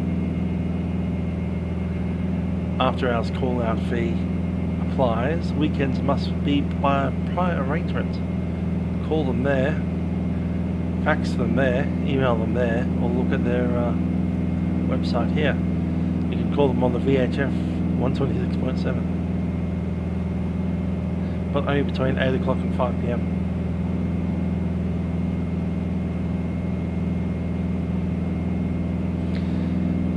It's a bit of rigmarole, but at least they'll take cash or FBOS.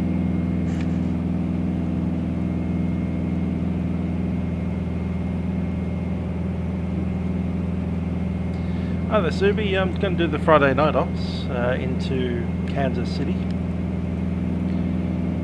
I'm thinking I'm going to take the 737-700 out again. I won't be doing anything on Saturday night because I'm going out. And then I think on Sunday morning, around about the same time as FNO's normally is, there's another event. I'm just looking at my own calendar to see what it is. Memphis. Alright, we'll go to Memphis on Sunday. We don't have an MD-11 to go there with, so we'll have to find something else.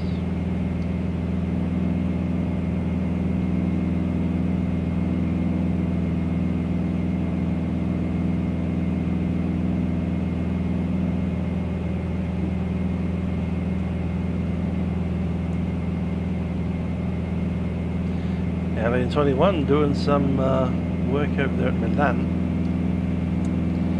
I think it's time to possibly start putting some of this fuel into these tanks. Maybe not quite yet, maybe another hour.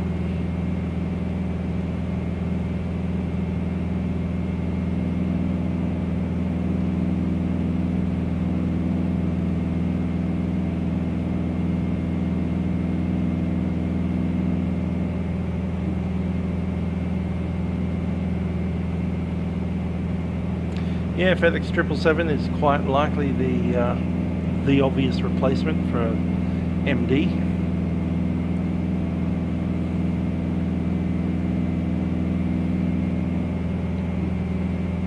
Let's lean again.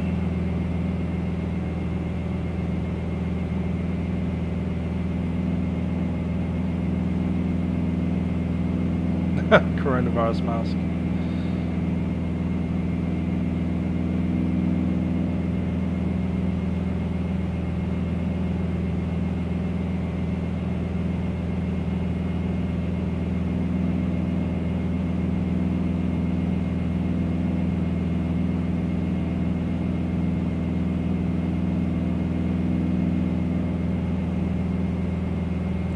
Ah, not flying across the pond, that's fair enough. It is a long flight, it takes 8 hours.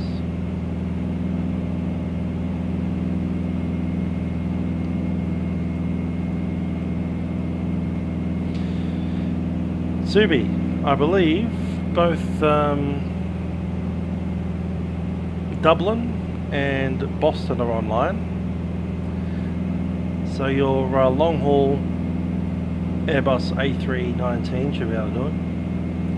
Or your long haul 737 800 or 700 should have the range.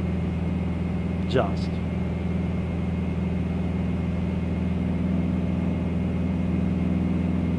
Aaron's got the full collection of all the best.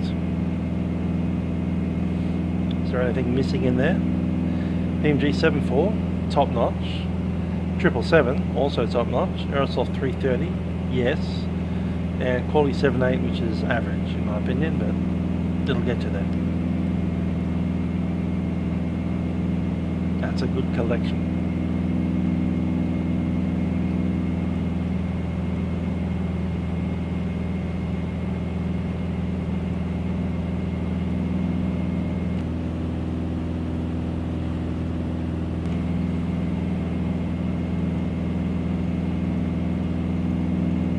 Yeah, good idea.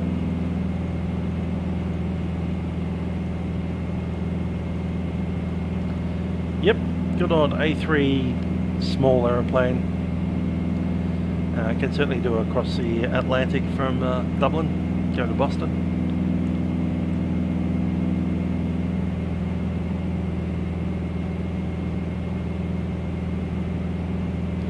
Right, what's our ground speed doing?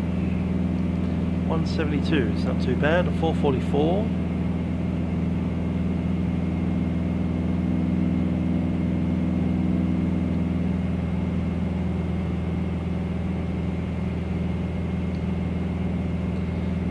Let's look at how many of those.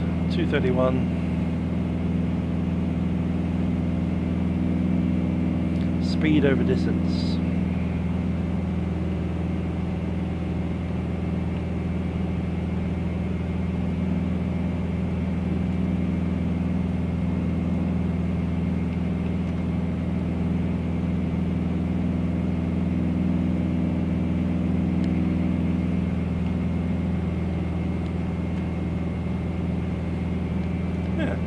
Too bad, 1.3.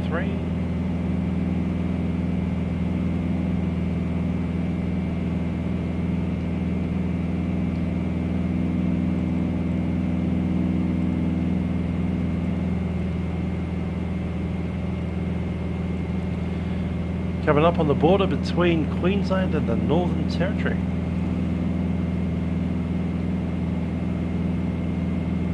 Which will be completely featureless nothing. No markings, no roads, no rivers. Just a random line on a map.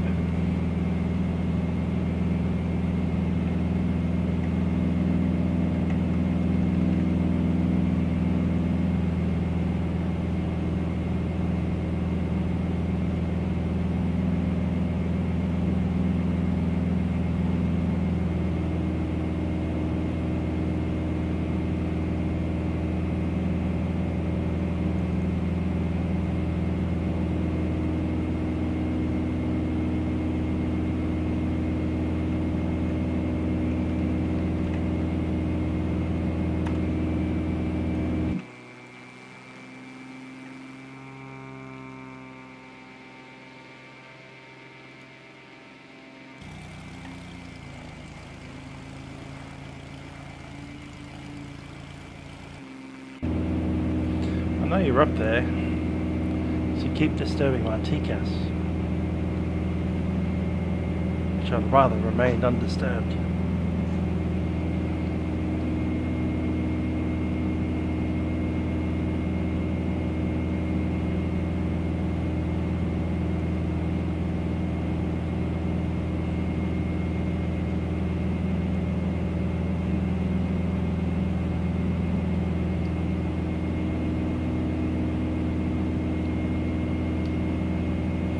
Herbert Vale Cattle Yard, just 4 miles off to our left there. There it is.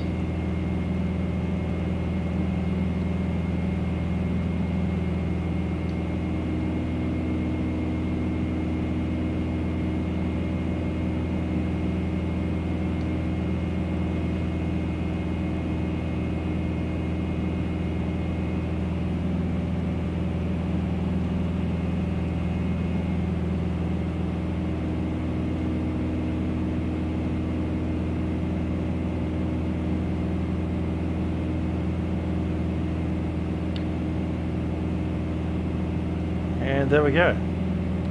We are now in Northern Territory.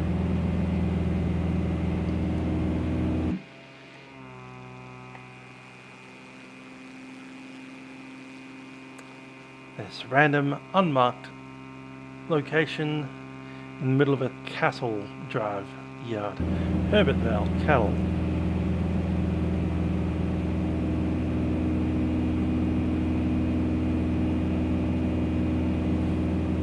Let's see what Herbert Vale Cattle Yard's all about.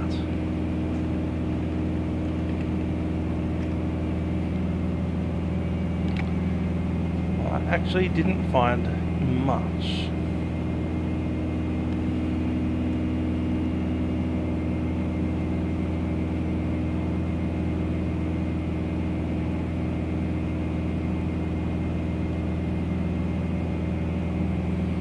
Okay, here it is. Tourists on Herbert Vale Station, north of Camooweal.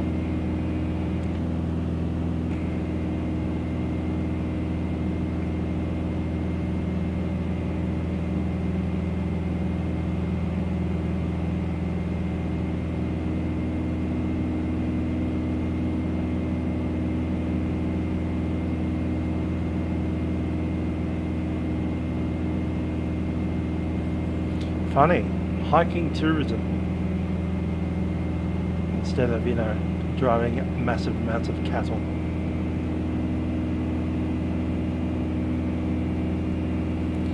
But yep, that's where we are. Now we're in Northern Territory.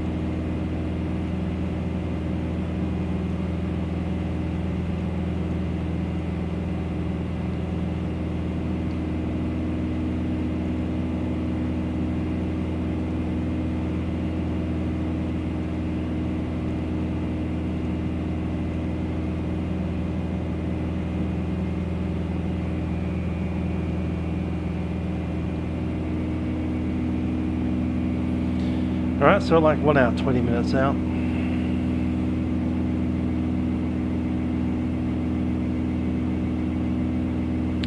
Yeah, Subi, I get it occasionally. It doesn't happen all the time, but every once in a while.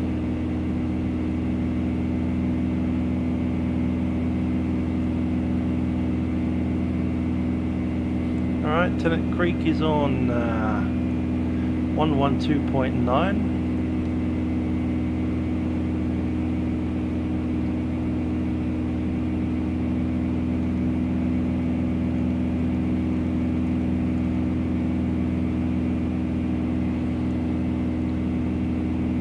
Have a ADF? I think we do, yes. 272.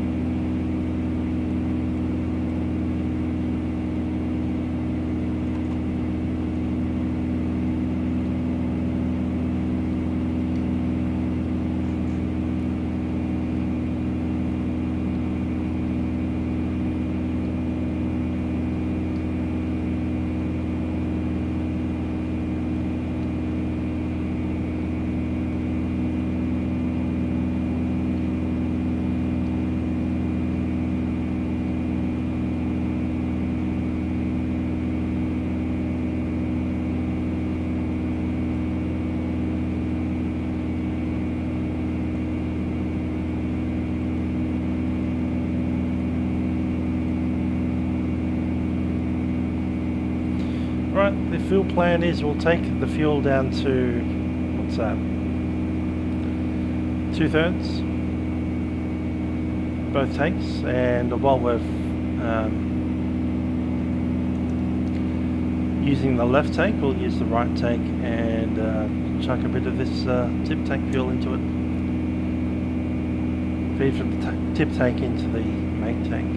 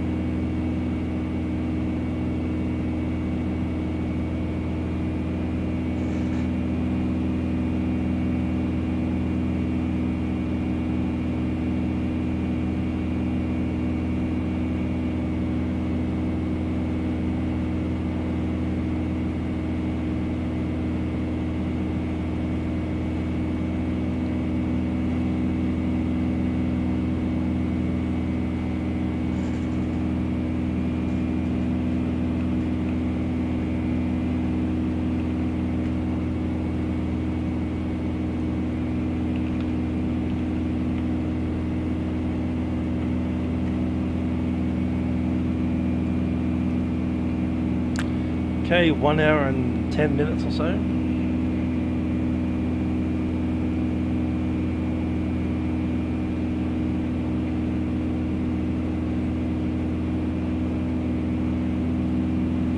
Current time being 03:34.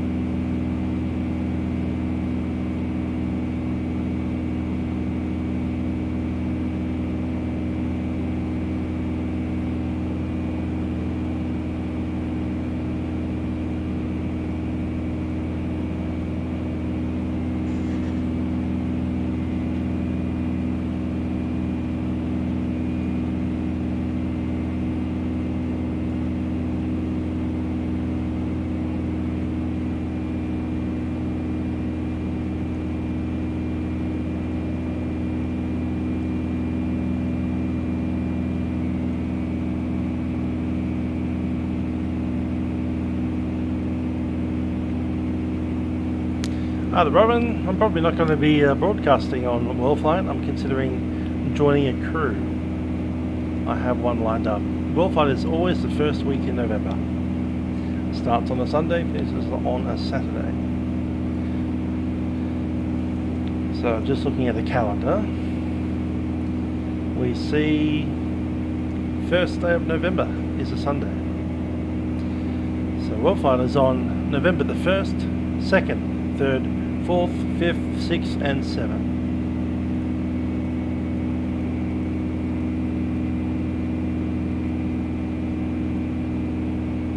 Well, for those of you in America land, you would see that as being October the 31st through till November the 6th.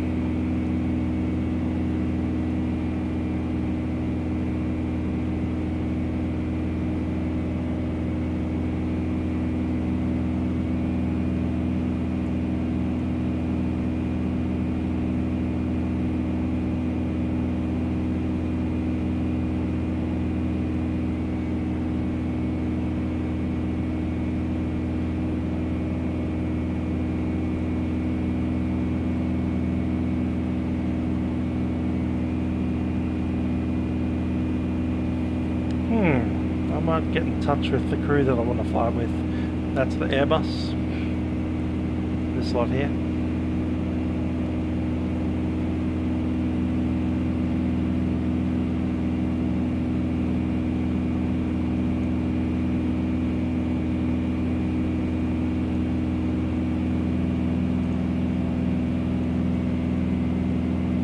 I'm up there on Monday.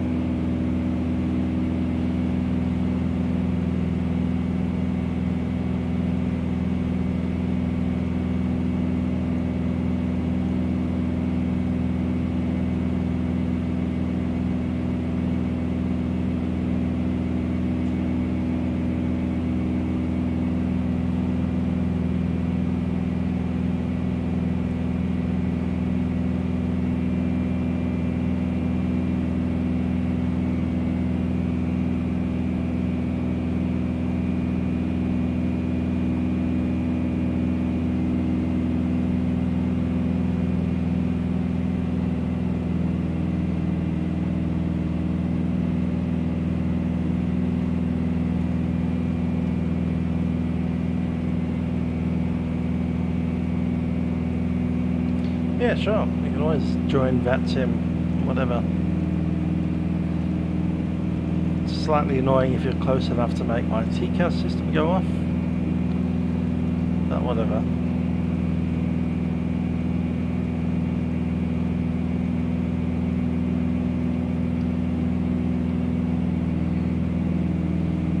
If you look in here, you can see the aircraft and the ground underneath it. That's an actual reflection, so if I was to turn the aircraft, say like this,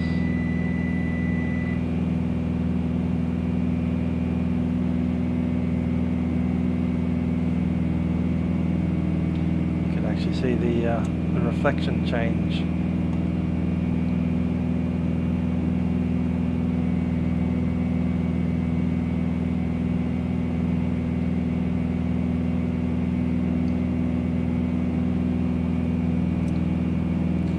Don't need the pitot heat on, and it's what, 18 degrees out there?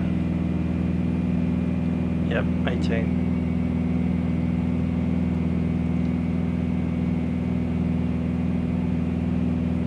Another quick check of the adjustment of our prop.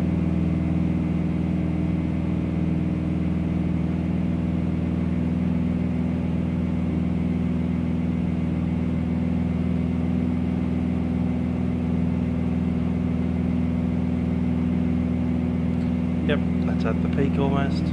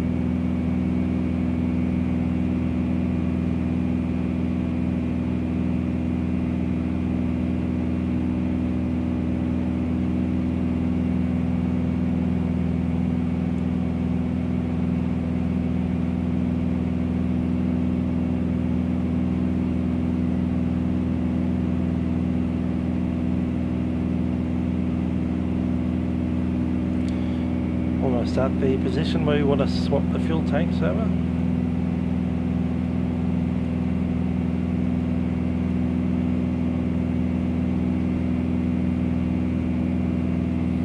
One hour and 5 minutes of flying to go.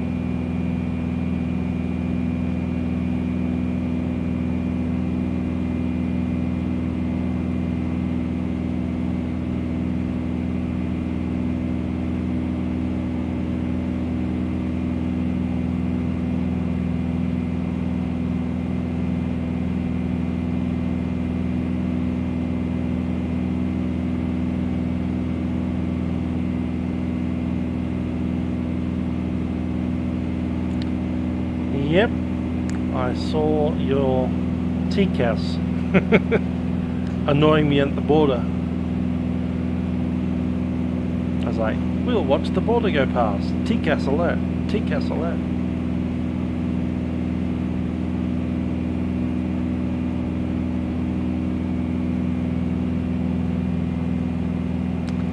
Anyhow, we are flying now in the Northern Territory.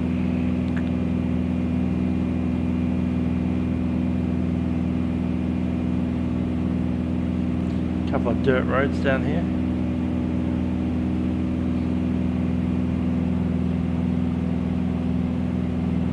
As I said, a little bit too far north of the desert, but the desert looks to be down south there. Certainly very brown, sandy.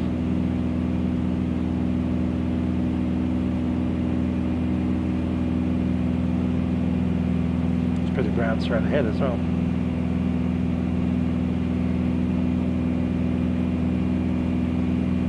Speed 183, 440, slightly less than an hour to get there.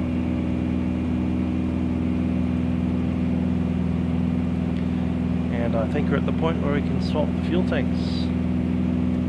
Fuel pump on. And swap tank to the left mains. We'll wait 5 seconds. 4, 3, 2, 1. That goes off, and I'm going to turn on the right hand tip tank. Monitor that as it comes down.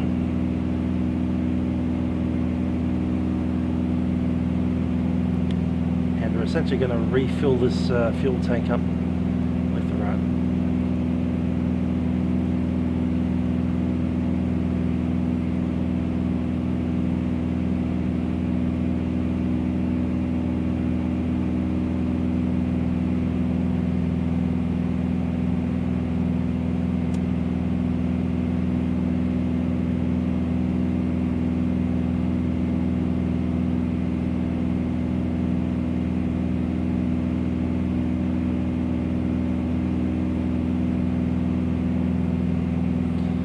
Cool, we'll continue to monitor that for a little while.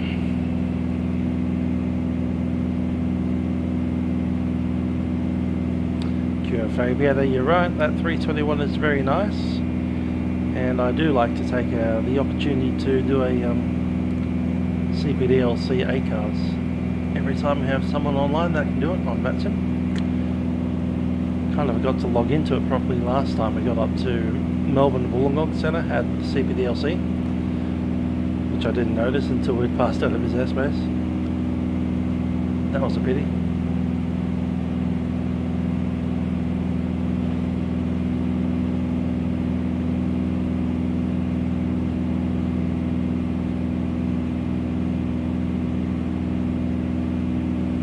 Aaron, go to JFK.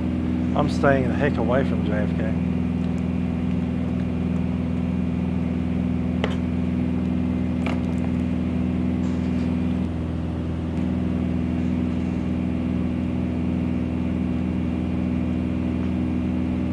Haven't decided yet. I need to look at the routes that are available. I'm thinking Amsterdam, San Francisco in the triple, Amsterdam, Chicago in the 7-4. Wasn't sure of the other ones I was going to think of doing. Rome to something in the probably the bus.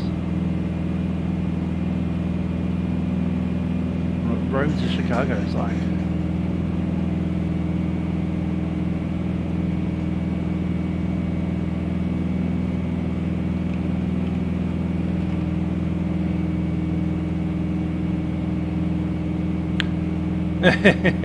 Of course. Rome to Chicago is very cancelled.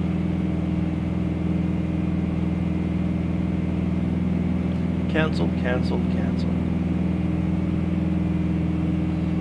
Looks like 3:30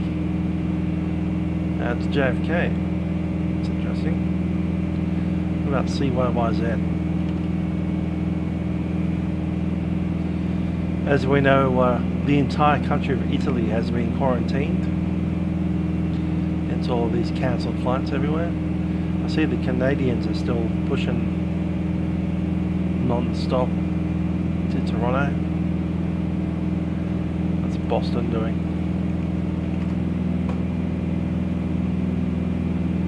Yeah, Boston 3:30. Cool.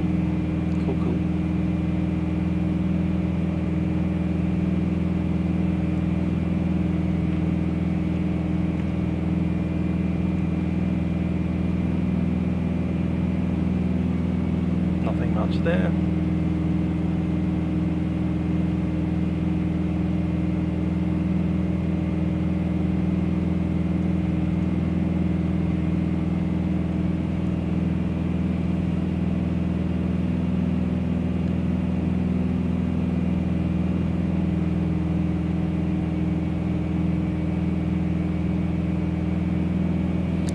Yep, and they are.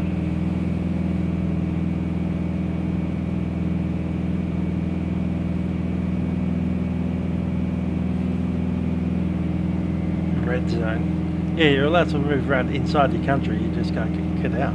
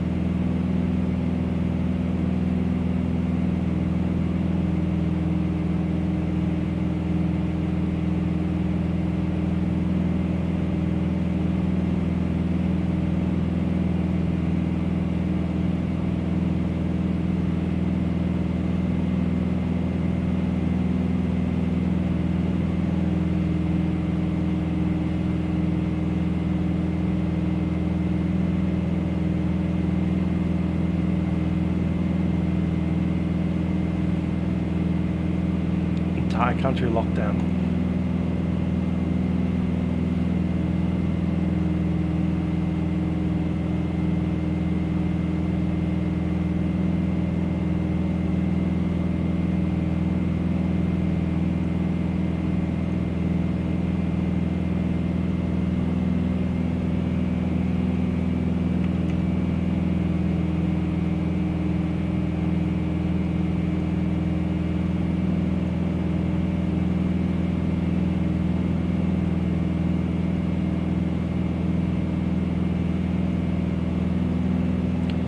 Just looking at where we're flying currently, that's Herbertville there with Lawn Hill.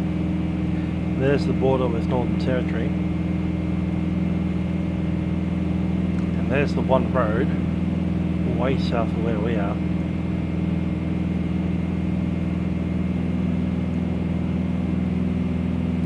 Zoom in on that, there's nothing happening.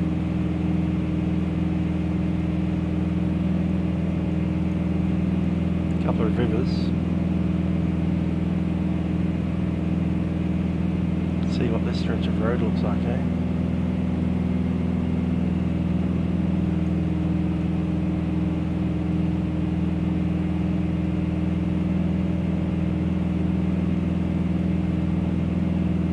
State Road 11. Look how flat that is.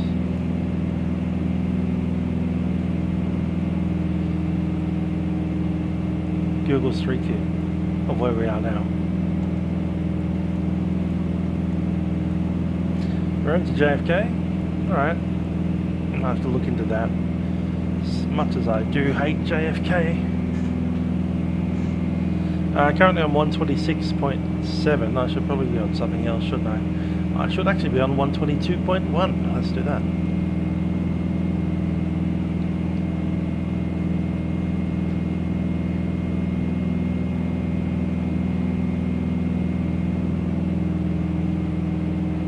Brisbane FSS.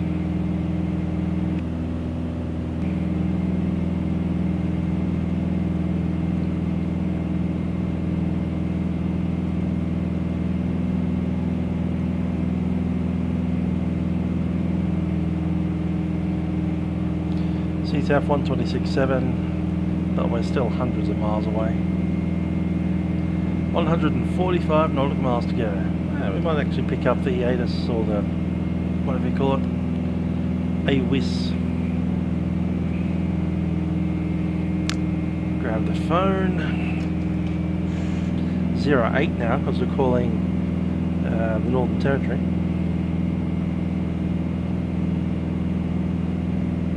Dialing code.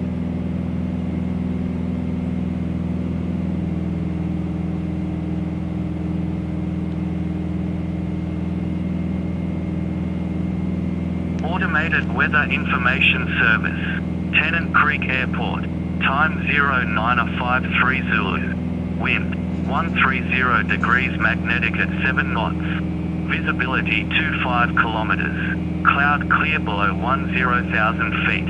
Temperature 33, dew point 10, QNH 1010 hectopascals. Rainfall last 10 minutes nil. Good-o.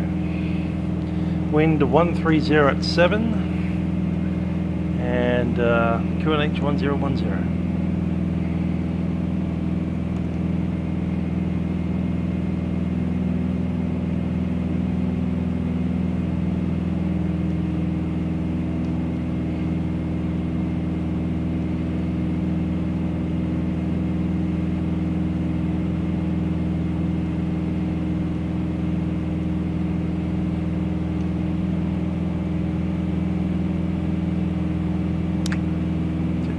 Wind 130, so it'll be runway 11.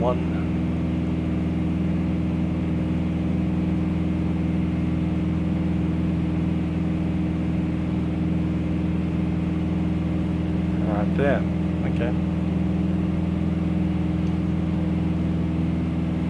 So we're coming at it pretty much straight into the downwind. Nice.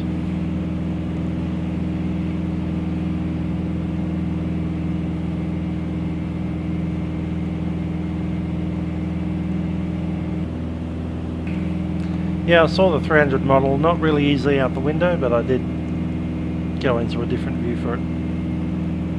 It was red, a red extra 300. But we're mostly on the TCAS. We saw you outside for about a millisecond, alright, a second or two. And the rest of the time you're sitting here on the TCAS, like blasting the border.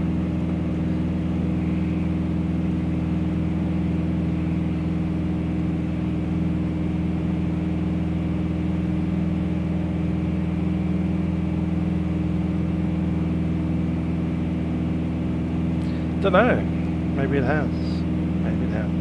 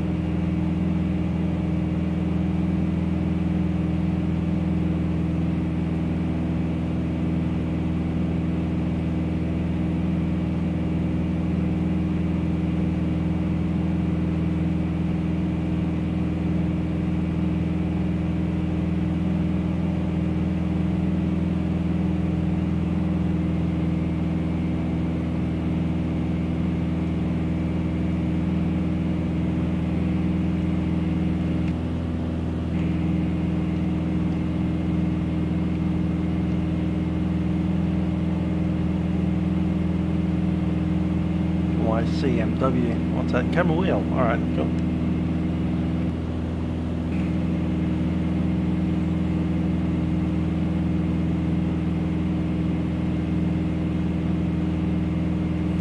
Well, that's interesting. The closest airports to us are still behind us in Queensland, apart from Tennant Creek. Tennant Creek is the closest airport or airfield inside the Northern Territory. Everything else is in Queensland.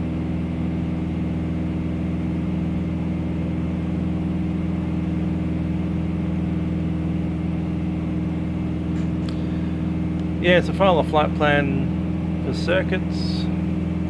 What I do is grab a flight plan, put the airport that you're flying circuits at to the airport that you're flying circuits at, leave that blank, send.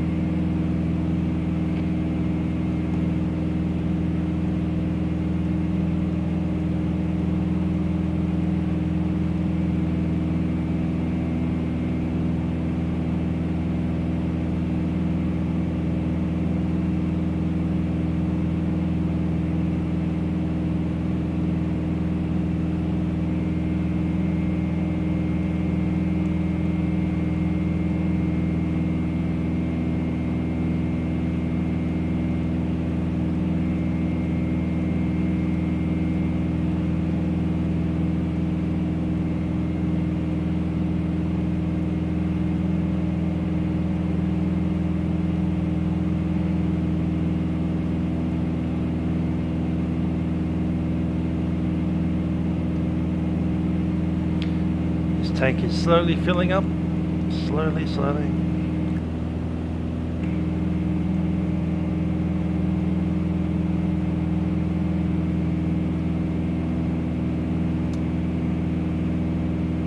Push them both out now.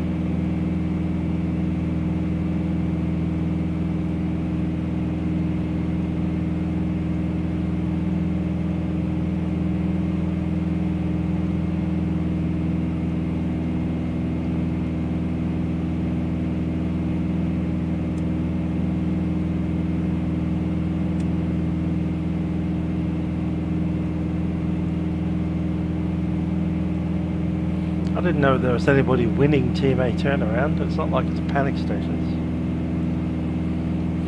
We all won. The prize is the friends we made along the way.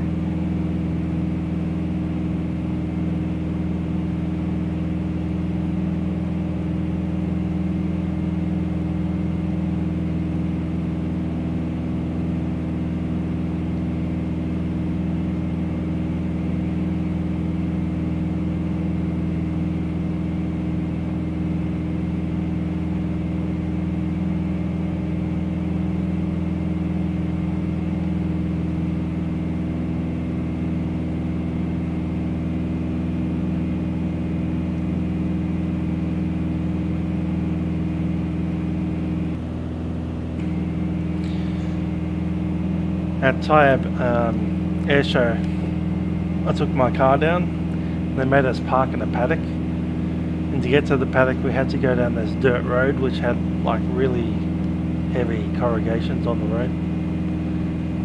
My car didn't like it very much at all. I was driving at 20 kilometers an hour down that road, and it was like bloom, bloom, bloom.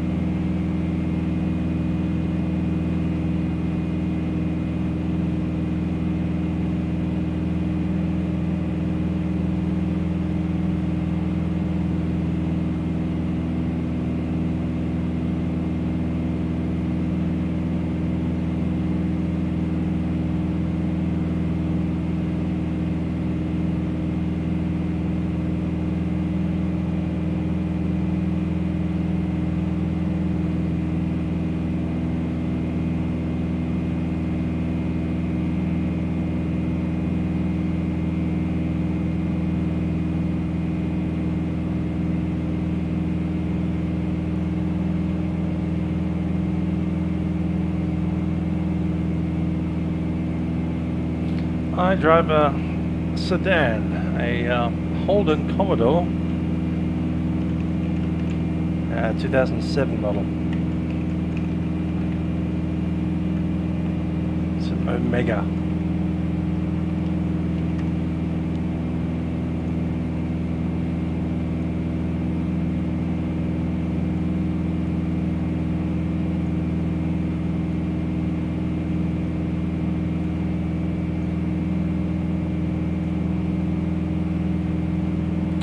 Almost exactly that car. I have different hubcaps on it.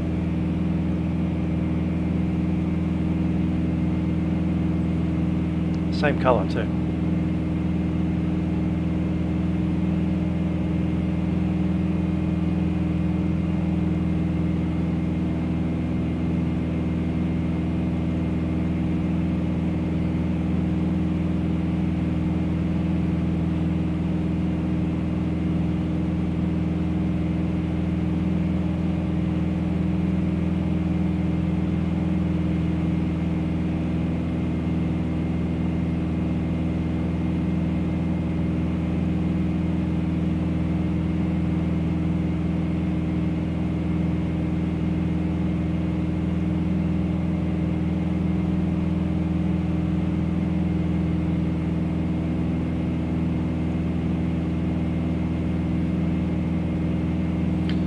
Actually, that's the exact car.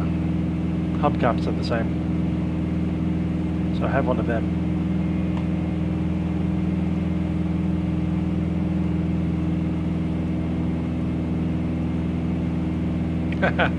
Episode. Yes, first first episode of the GA around Australia was literally me bringing my computer home on its first day.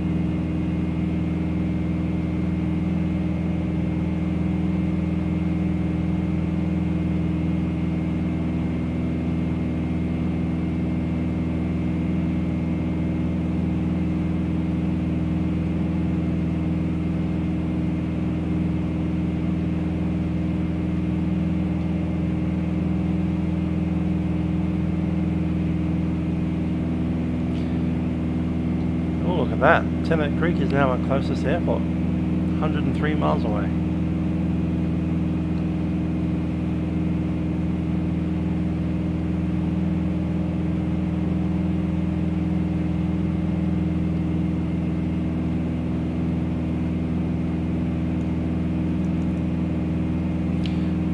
Have a look at this. You can tap your mouse cursor on the fuel gauge and it bounces the fuel gauge up and down. Tap, tap, tap. Tap, tap, tap. Tap, tap, tap.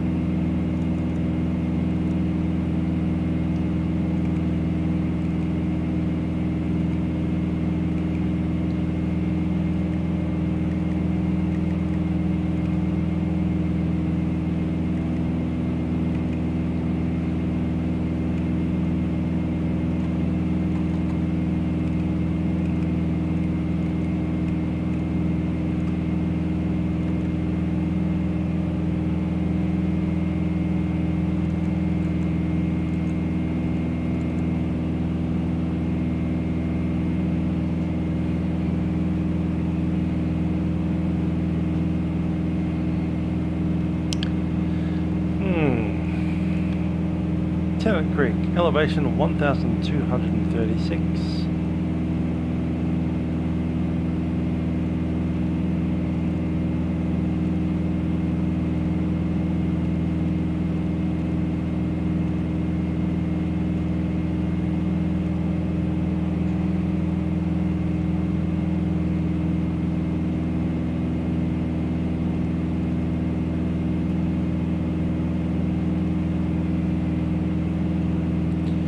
Time to top of descent, 20 minutes.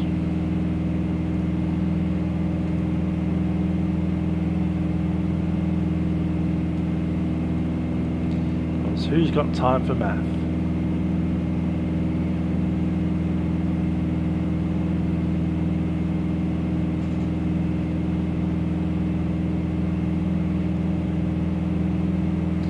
About 25 miles before the field.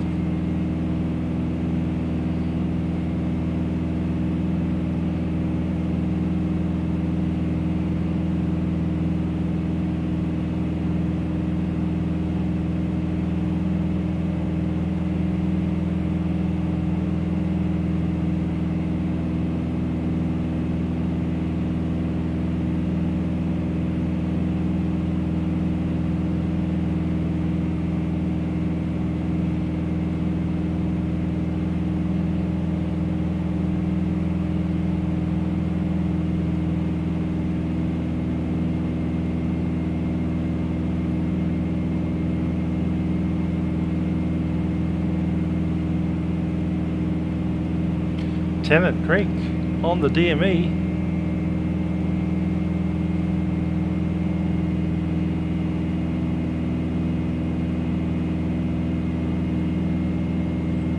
.93 miles.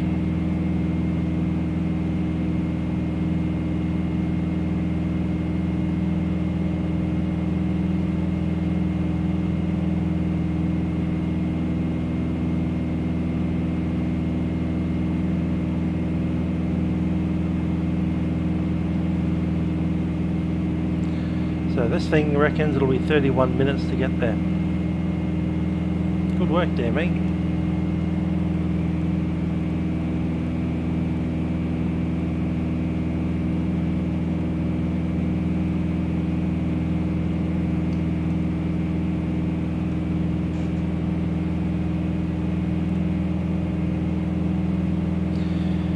Cool. I've narrowed it down to either Rome primarily, Rome to, I'm thinking Chicago, or Amsterdam to either Chicago or to San Francisco for the full 10-hour long haul.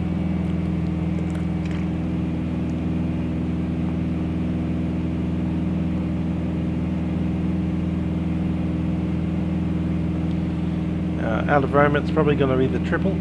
So again, the A330. Out of Amsterdam to San Francisco will be the triple. Amsterdam to Chicago will be the 74.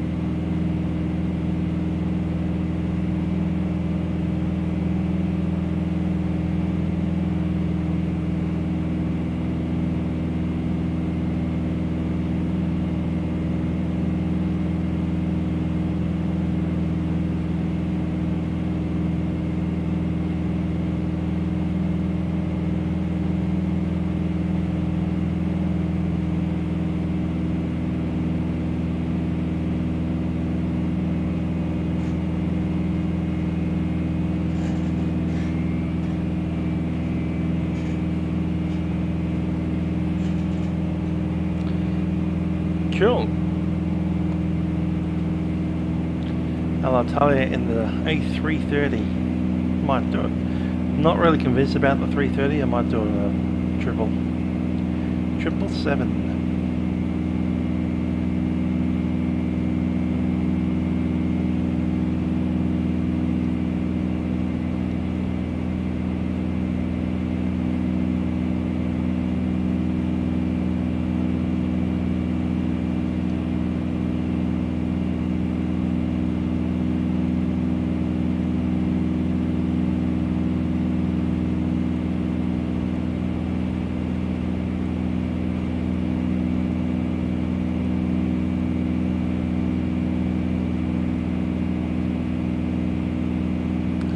Yeah, I like the 7.4, the triple.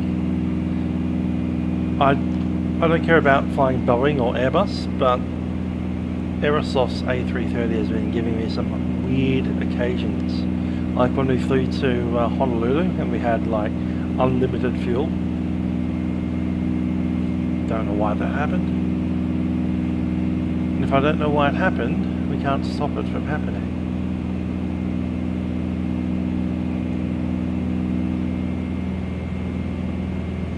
It's okay for a milk run, but you know, if you're going to be flying an 8 or 9 hour flight, you really need your fuel planning to actually work.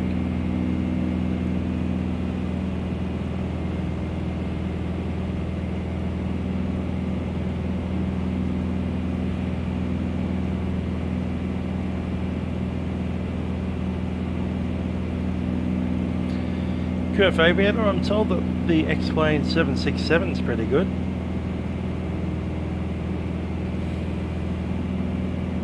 Flight factor. That's still a pretty solid aeroplane.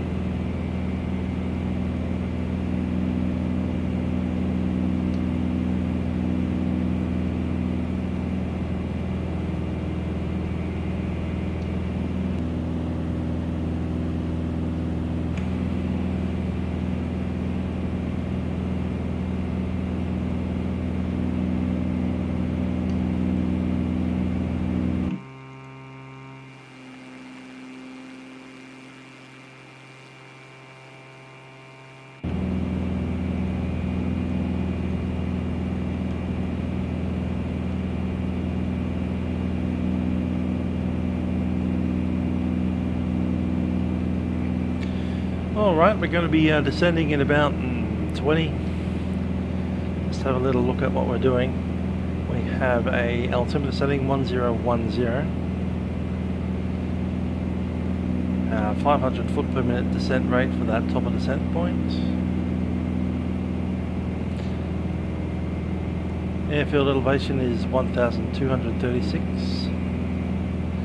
just going to put in as 1,250.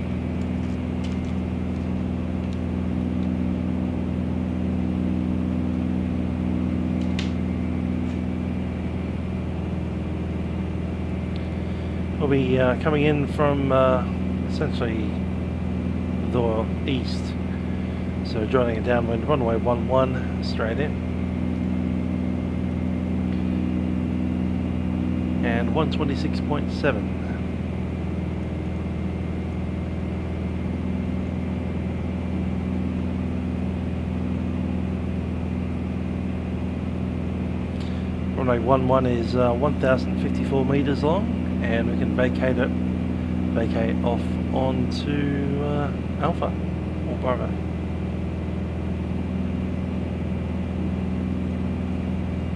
We'll do Alpha.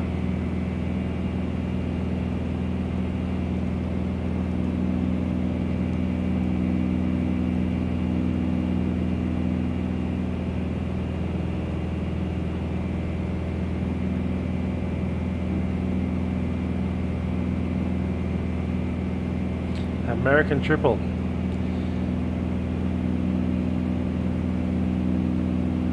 To the city of Gershwin. Yeah.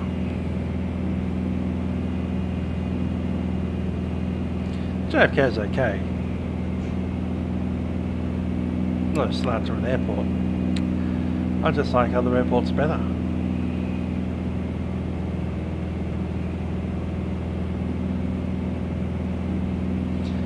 Seems so sad to leave SFO all the way out there.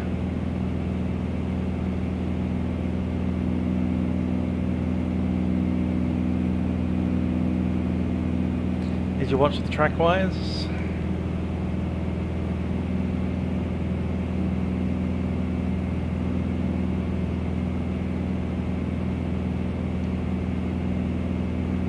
See a little bit of the ATC perspective on track wires.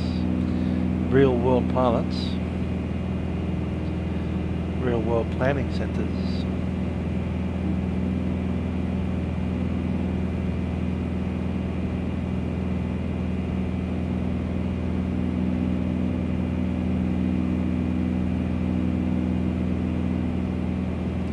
Alright, I'm going to switch tanks again, fuel pump is on.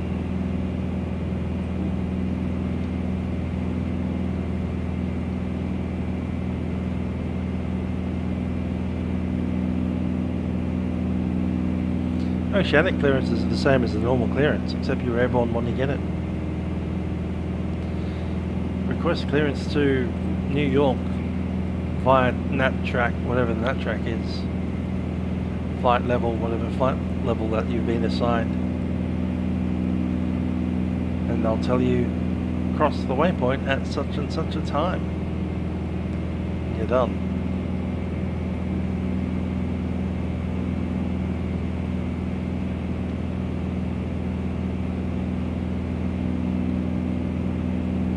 Yeah, that's right. Position report. There's actually a POS report page on the FMS, on the Boeing airplanes anyway. And you just select that and just read it out bit by bit.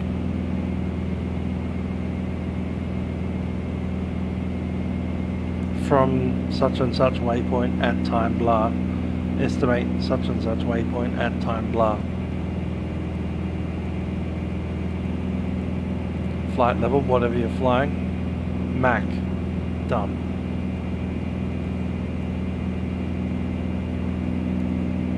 That tracks are just waypoints. You can enter them on anything, including, for instance, this. Go to flight plan, add a waypoint. Was it 50-30 north? Other way around.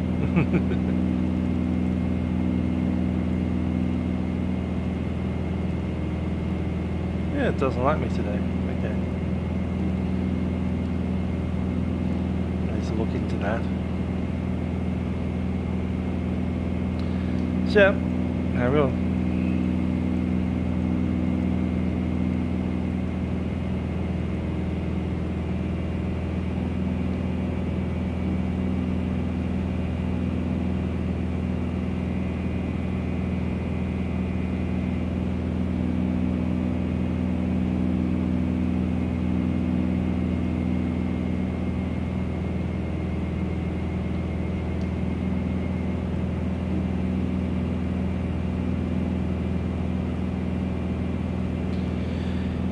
Each of the nap tracks is essentially an airway that changes every day, and you aren't able to connect it up in the FMS. You have to plug in each waypoint one at a time.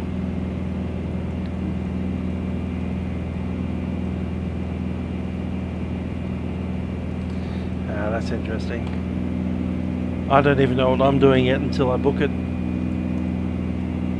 I'm leaning towards a roam because it's their first time out in the wild.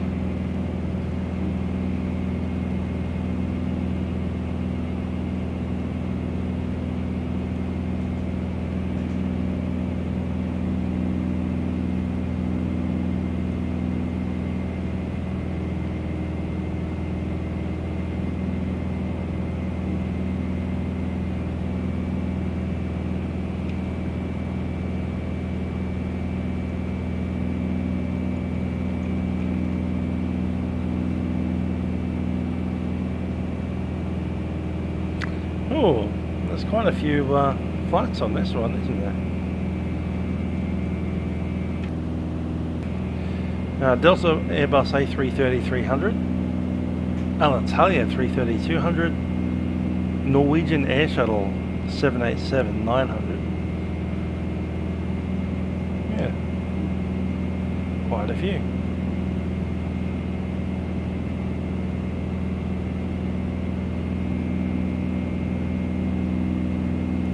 Interesting, American Airlines don't go there anymore. There was a time.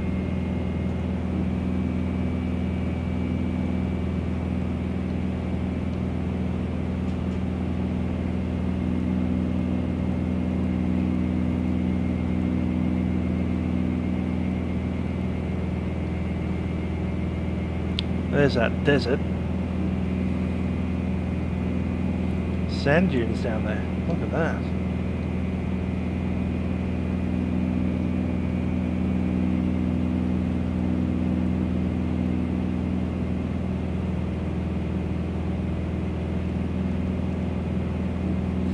Imagine being Burke and Wills trudging across this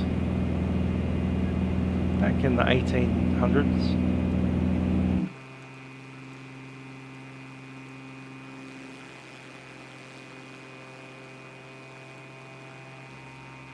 That's rock and sand. Below us is mostly just sand.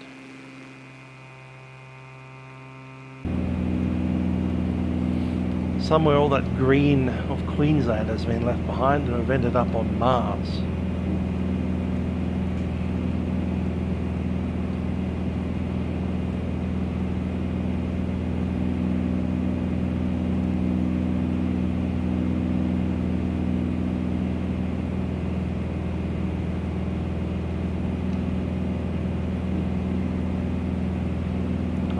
That one full.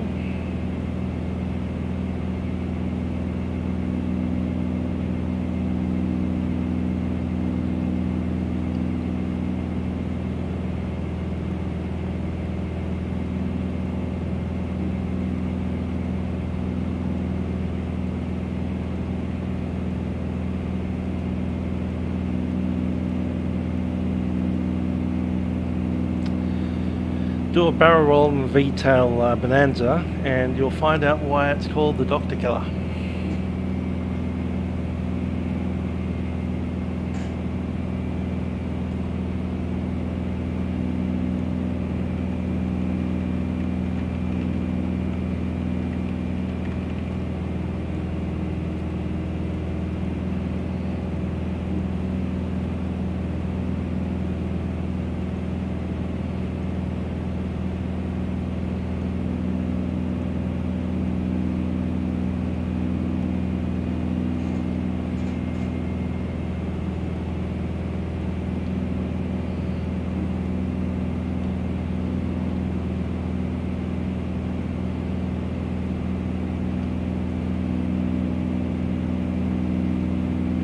Yeah, Rome to San Francisco is like the longest possible route that I think they've ever done.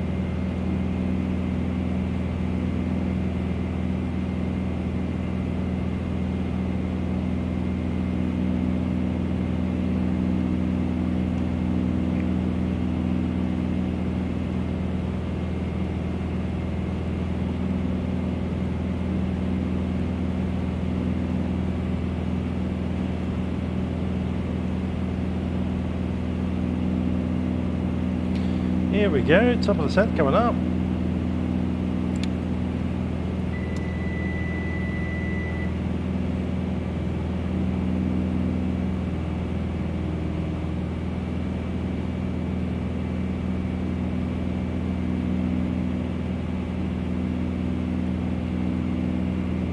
You're on the correct frequency? No, we're not.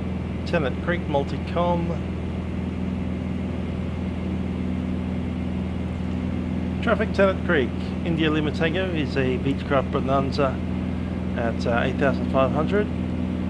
Descending to join downwind runway 101 and estimate circuit time 42. Traffic Tennant Creek.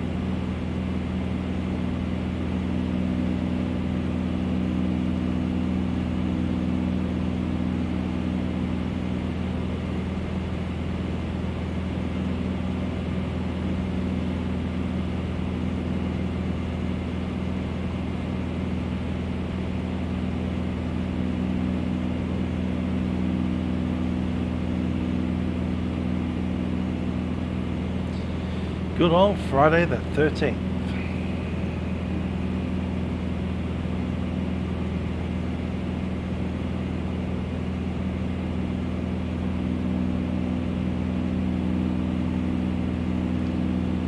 Right, it's about time to secure all of our tanks. Let's do it now. Pump is off.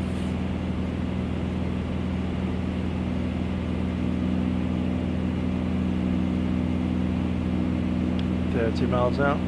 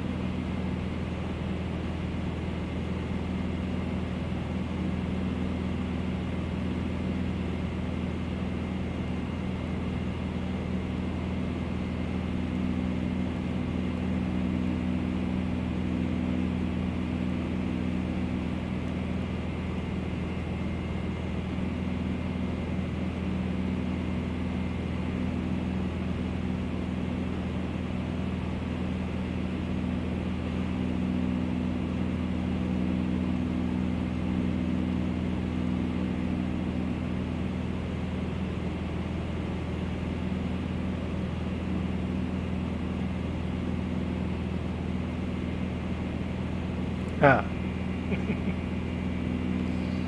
No, that would be silly.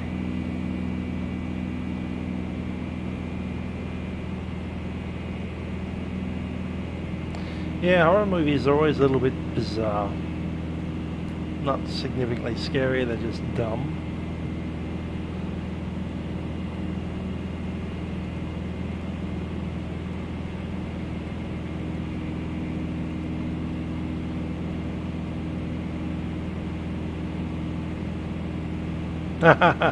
Opening scene of Sully. Yeah, that was a pretty good horror movie. That said, 9/11 is a pretty bad horror movie as well. Similar effect. Plane crashing into a building in New York.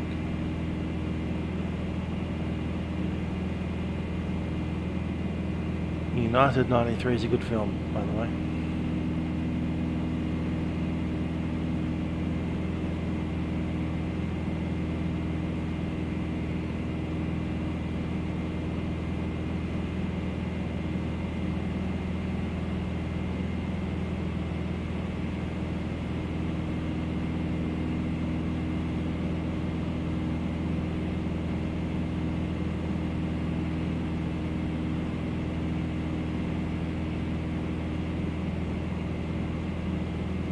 Runway 11 at Tennant Creek, 11.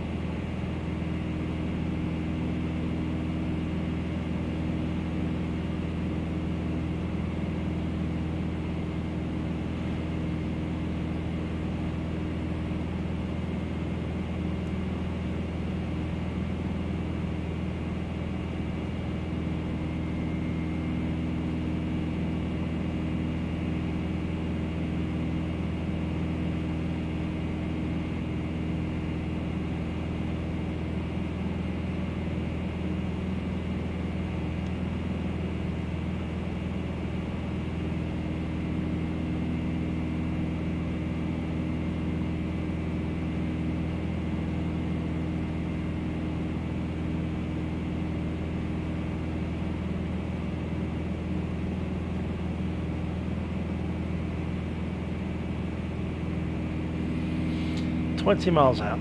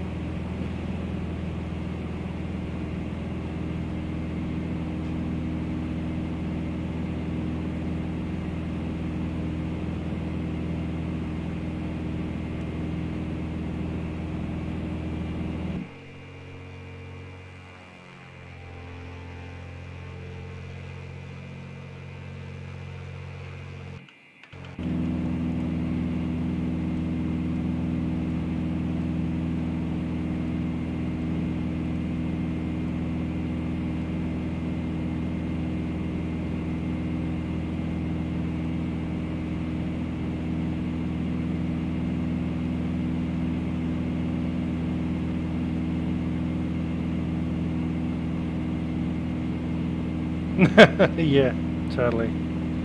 I'm looking forward to working at home. That'll be fun.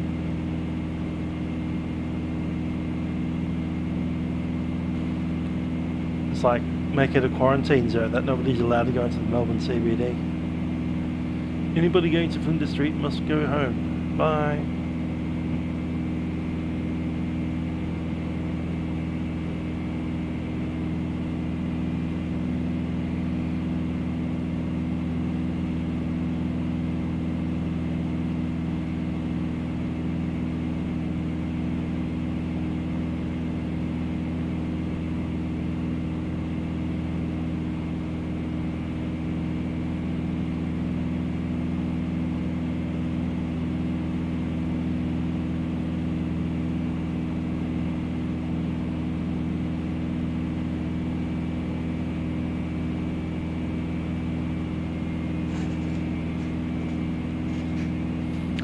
13 miles.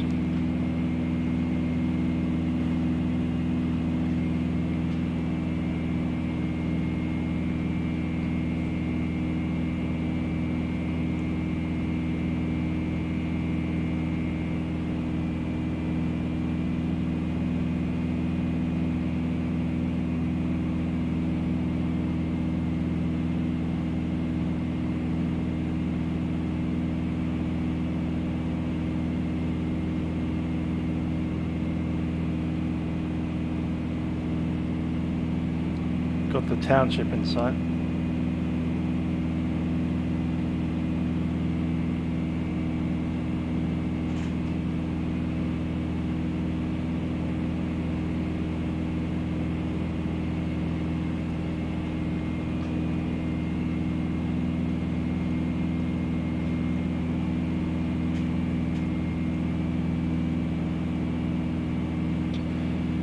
Traffic Tennant Creek, India Lima Tango Bonanza at 3,500 on descent to join downwind runway 11, passing 10 miles to the east.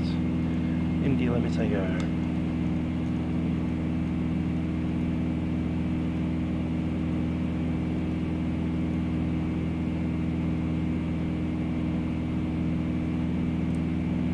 Directors off.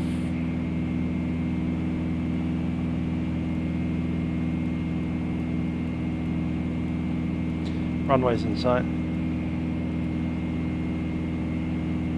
Just skedaddle over to the right side.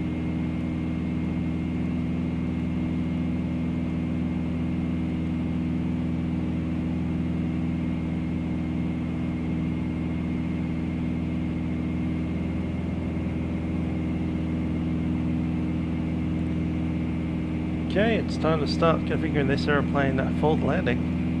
Mixture fully rich, proppers fully forward. 2000 above the field. Seatbelts are all done up. Lights are on.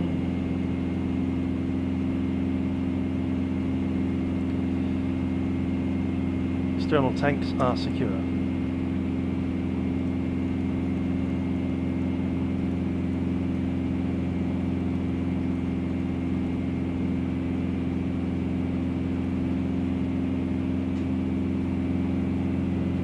One 50 knots for the gear extension.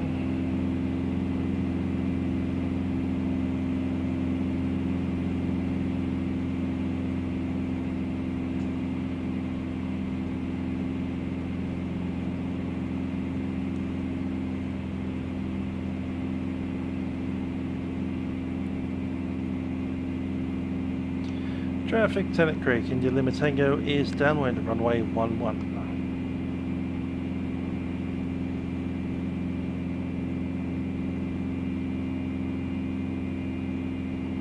Not actually, are we?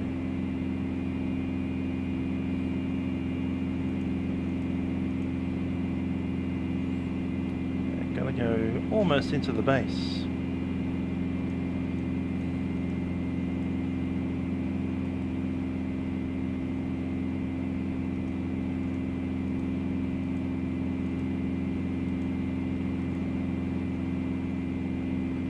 .22 is the circuit height.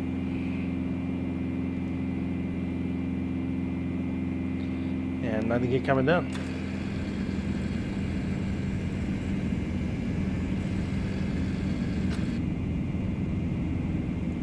Through green.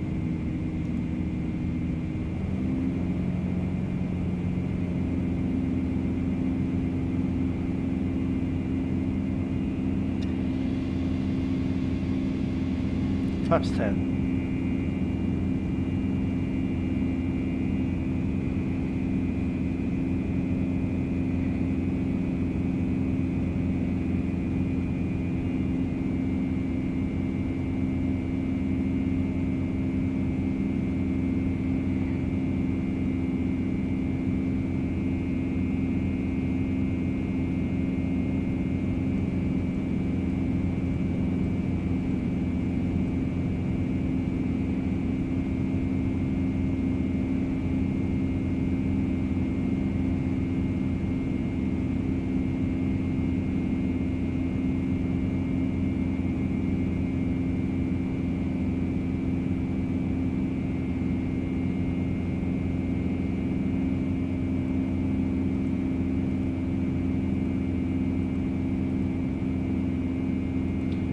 Traffic Tennant Creek, India Lima Tango is base, runway 11.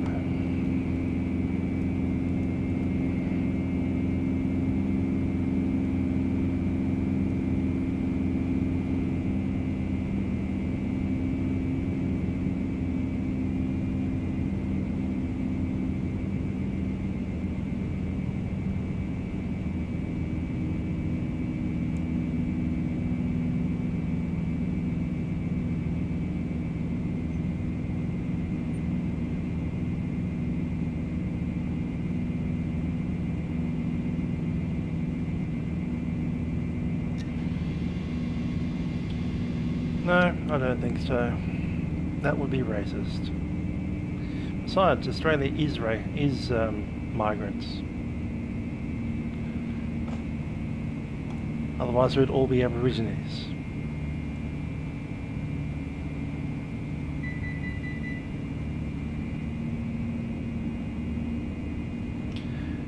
Traffic Tennant Creek, India Lima Tango, final runway 11. 500. All the flaps.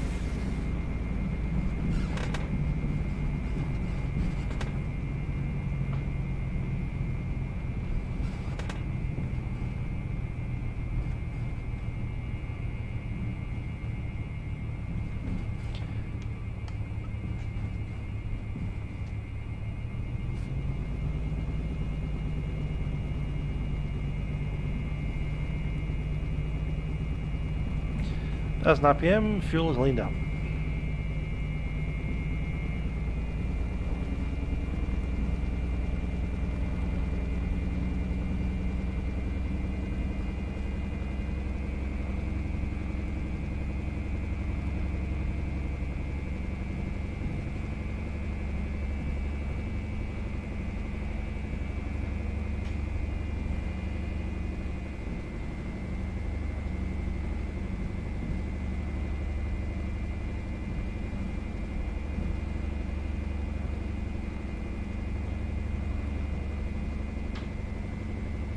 Thanks, QFA Villa.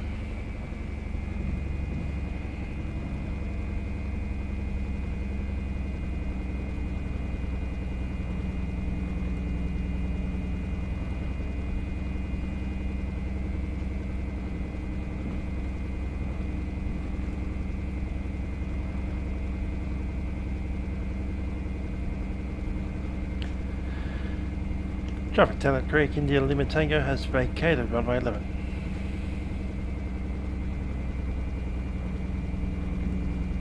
Catch Aaron.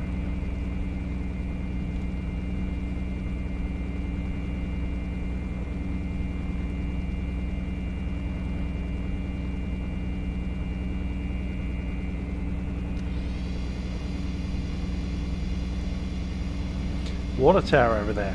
Look at that.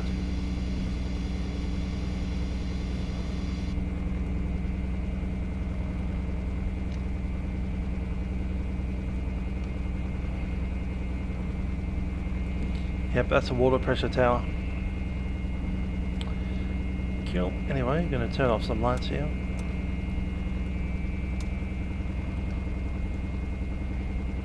Flaps are up.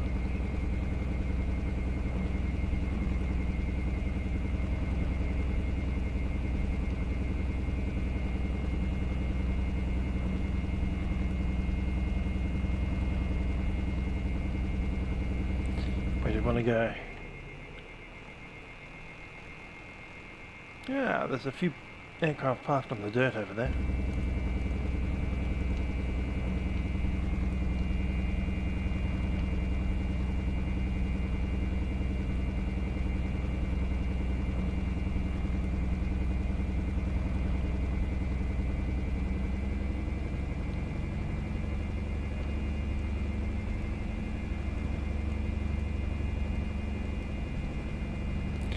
God, the sound of that engine when it's doing about 25 manifold.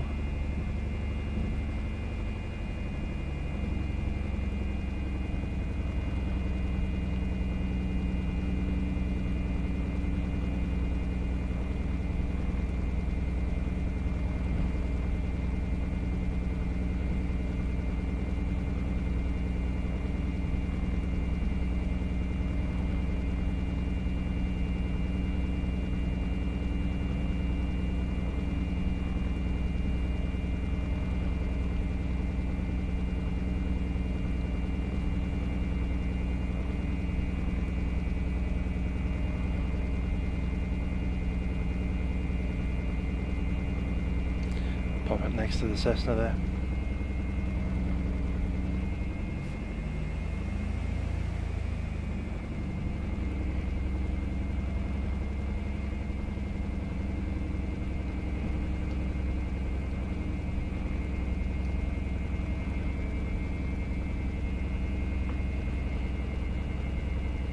Kilo X-ray.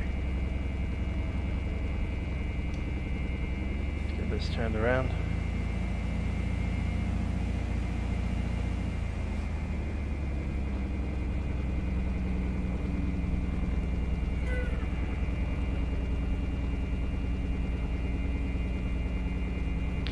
Go, we'll shut it down here and we'll push it back. Parking brake's in.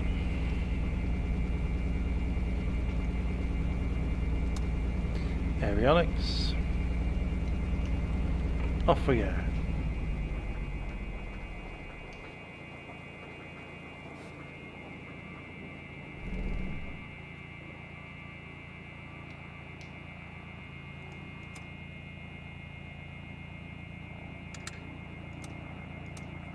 Cool.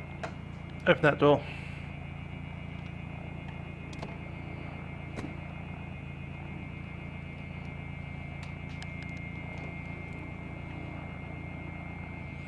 Let's jump on out.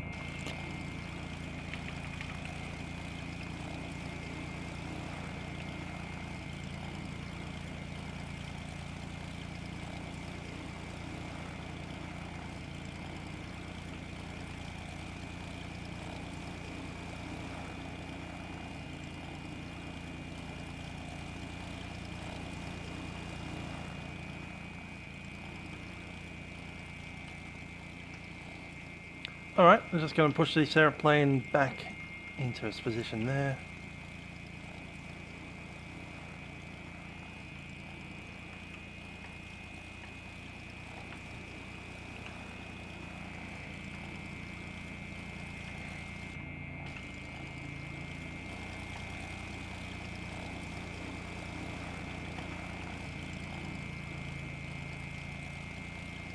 Straight back we go. Parking brake off.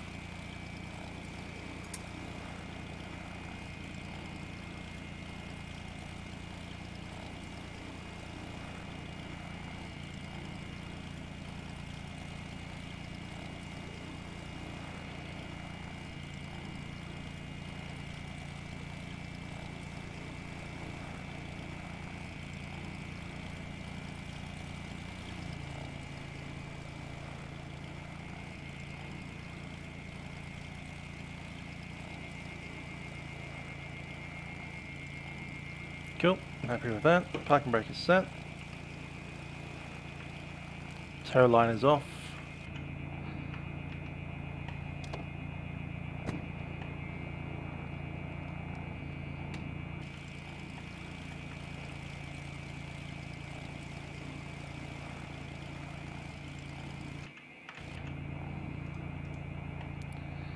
Chuck that in.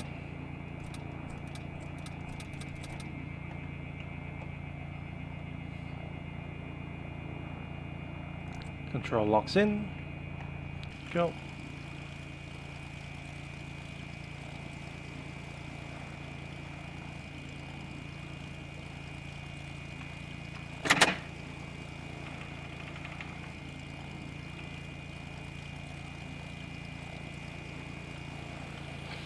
Okay, tie downs.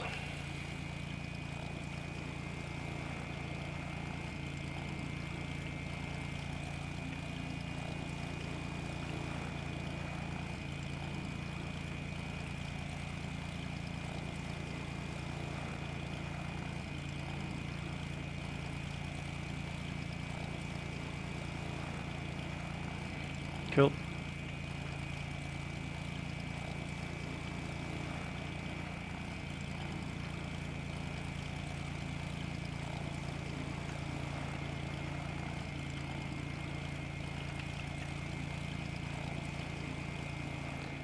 And we have a pitostatic to cover up.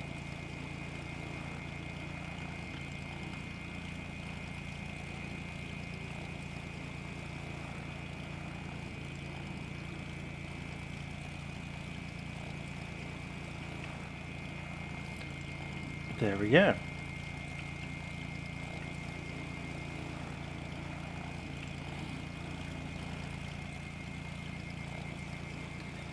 One very nice Vtail Beechcraft Bonanza, and here we are in the Northern Territory, one new state. So far we've covered Victoria, New South Wales, the Australian Capital Territory and Queensland, and now we are in the Northern Territory. Fuel bars loads are ready to go, and we'll pick that up when we return.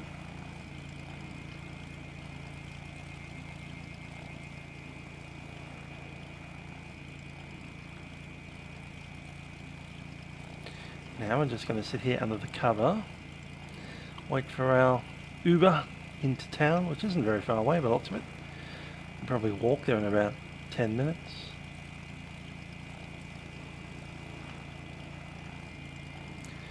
Let's have a look at where we're going next in the tour. I don't have the links ready.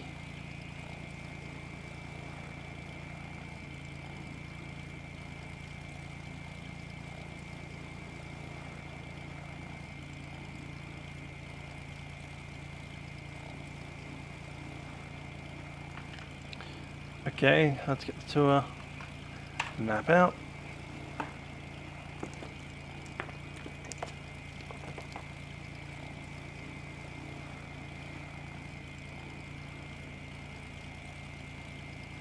Okay, we're down here now, Tennant Creek. Next week we're going 245 nautical miles up to Burraroola, which we'll probably do as one big flight.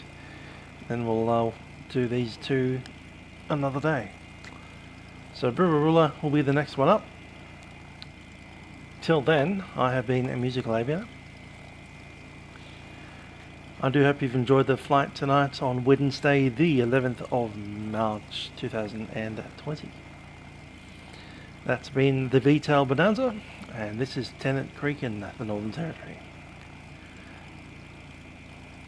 Up next will probably be Friday Night Ops on Saturday morning, and then the Friday Night Ops is into Kansas City. And then after that we'll be off to Memphis on the Sunday. Now of course a milk run. Anyhow, I've been a musical aviator. Thanks for flying, and I'll see you guys next time. Bye for now.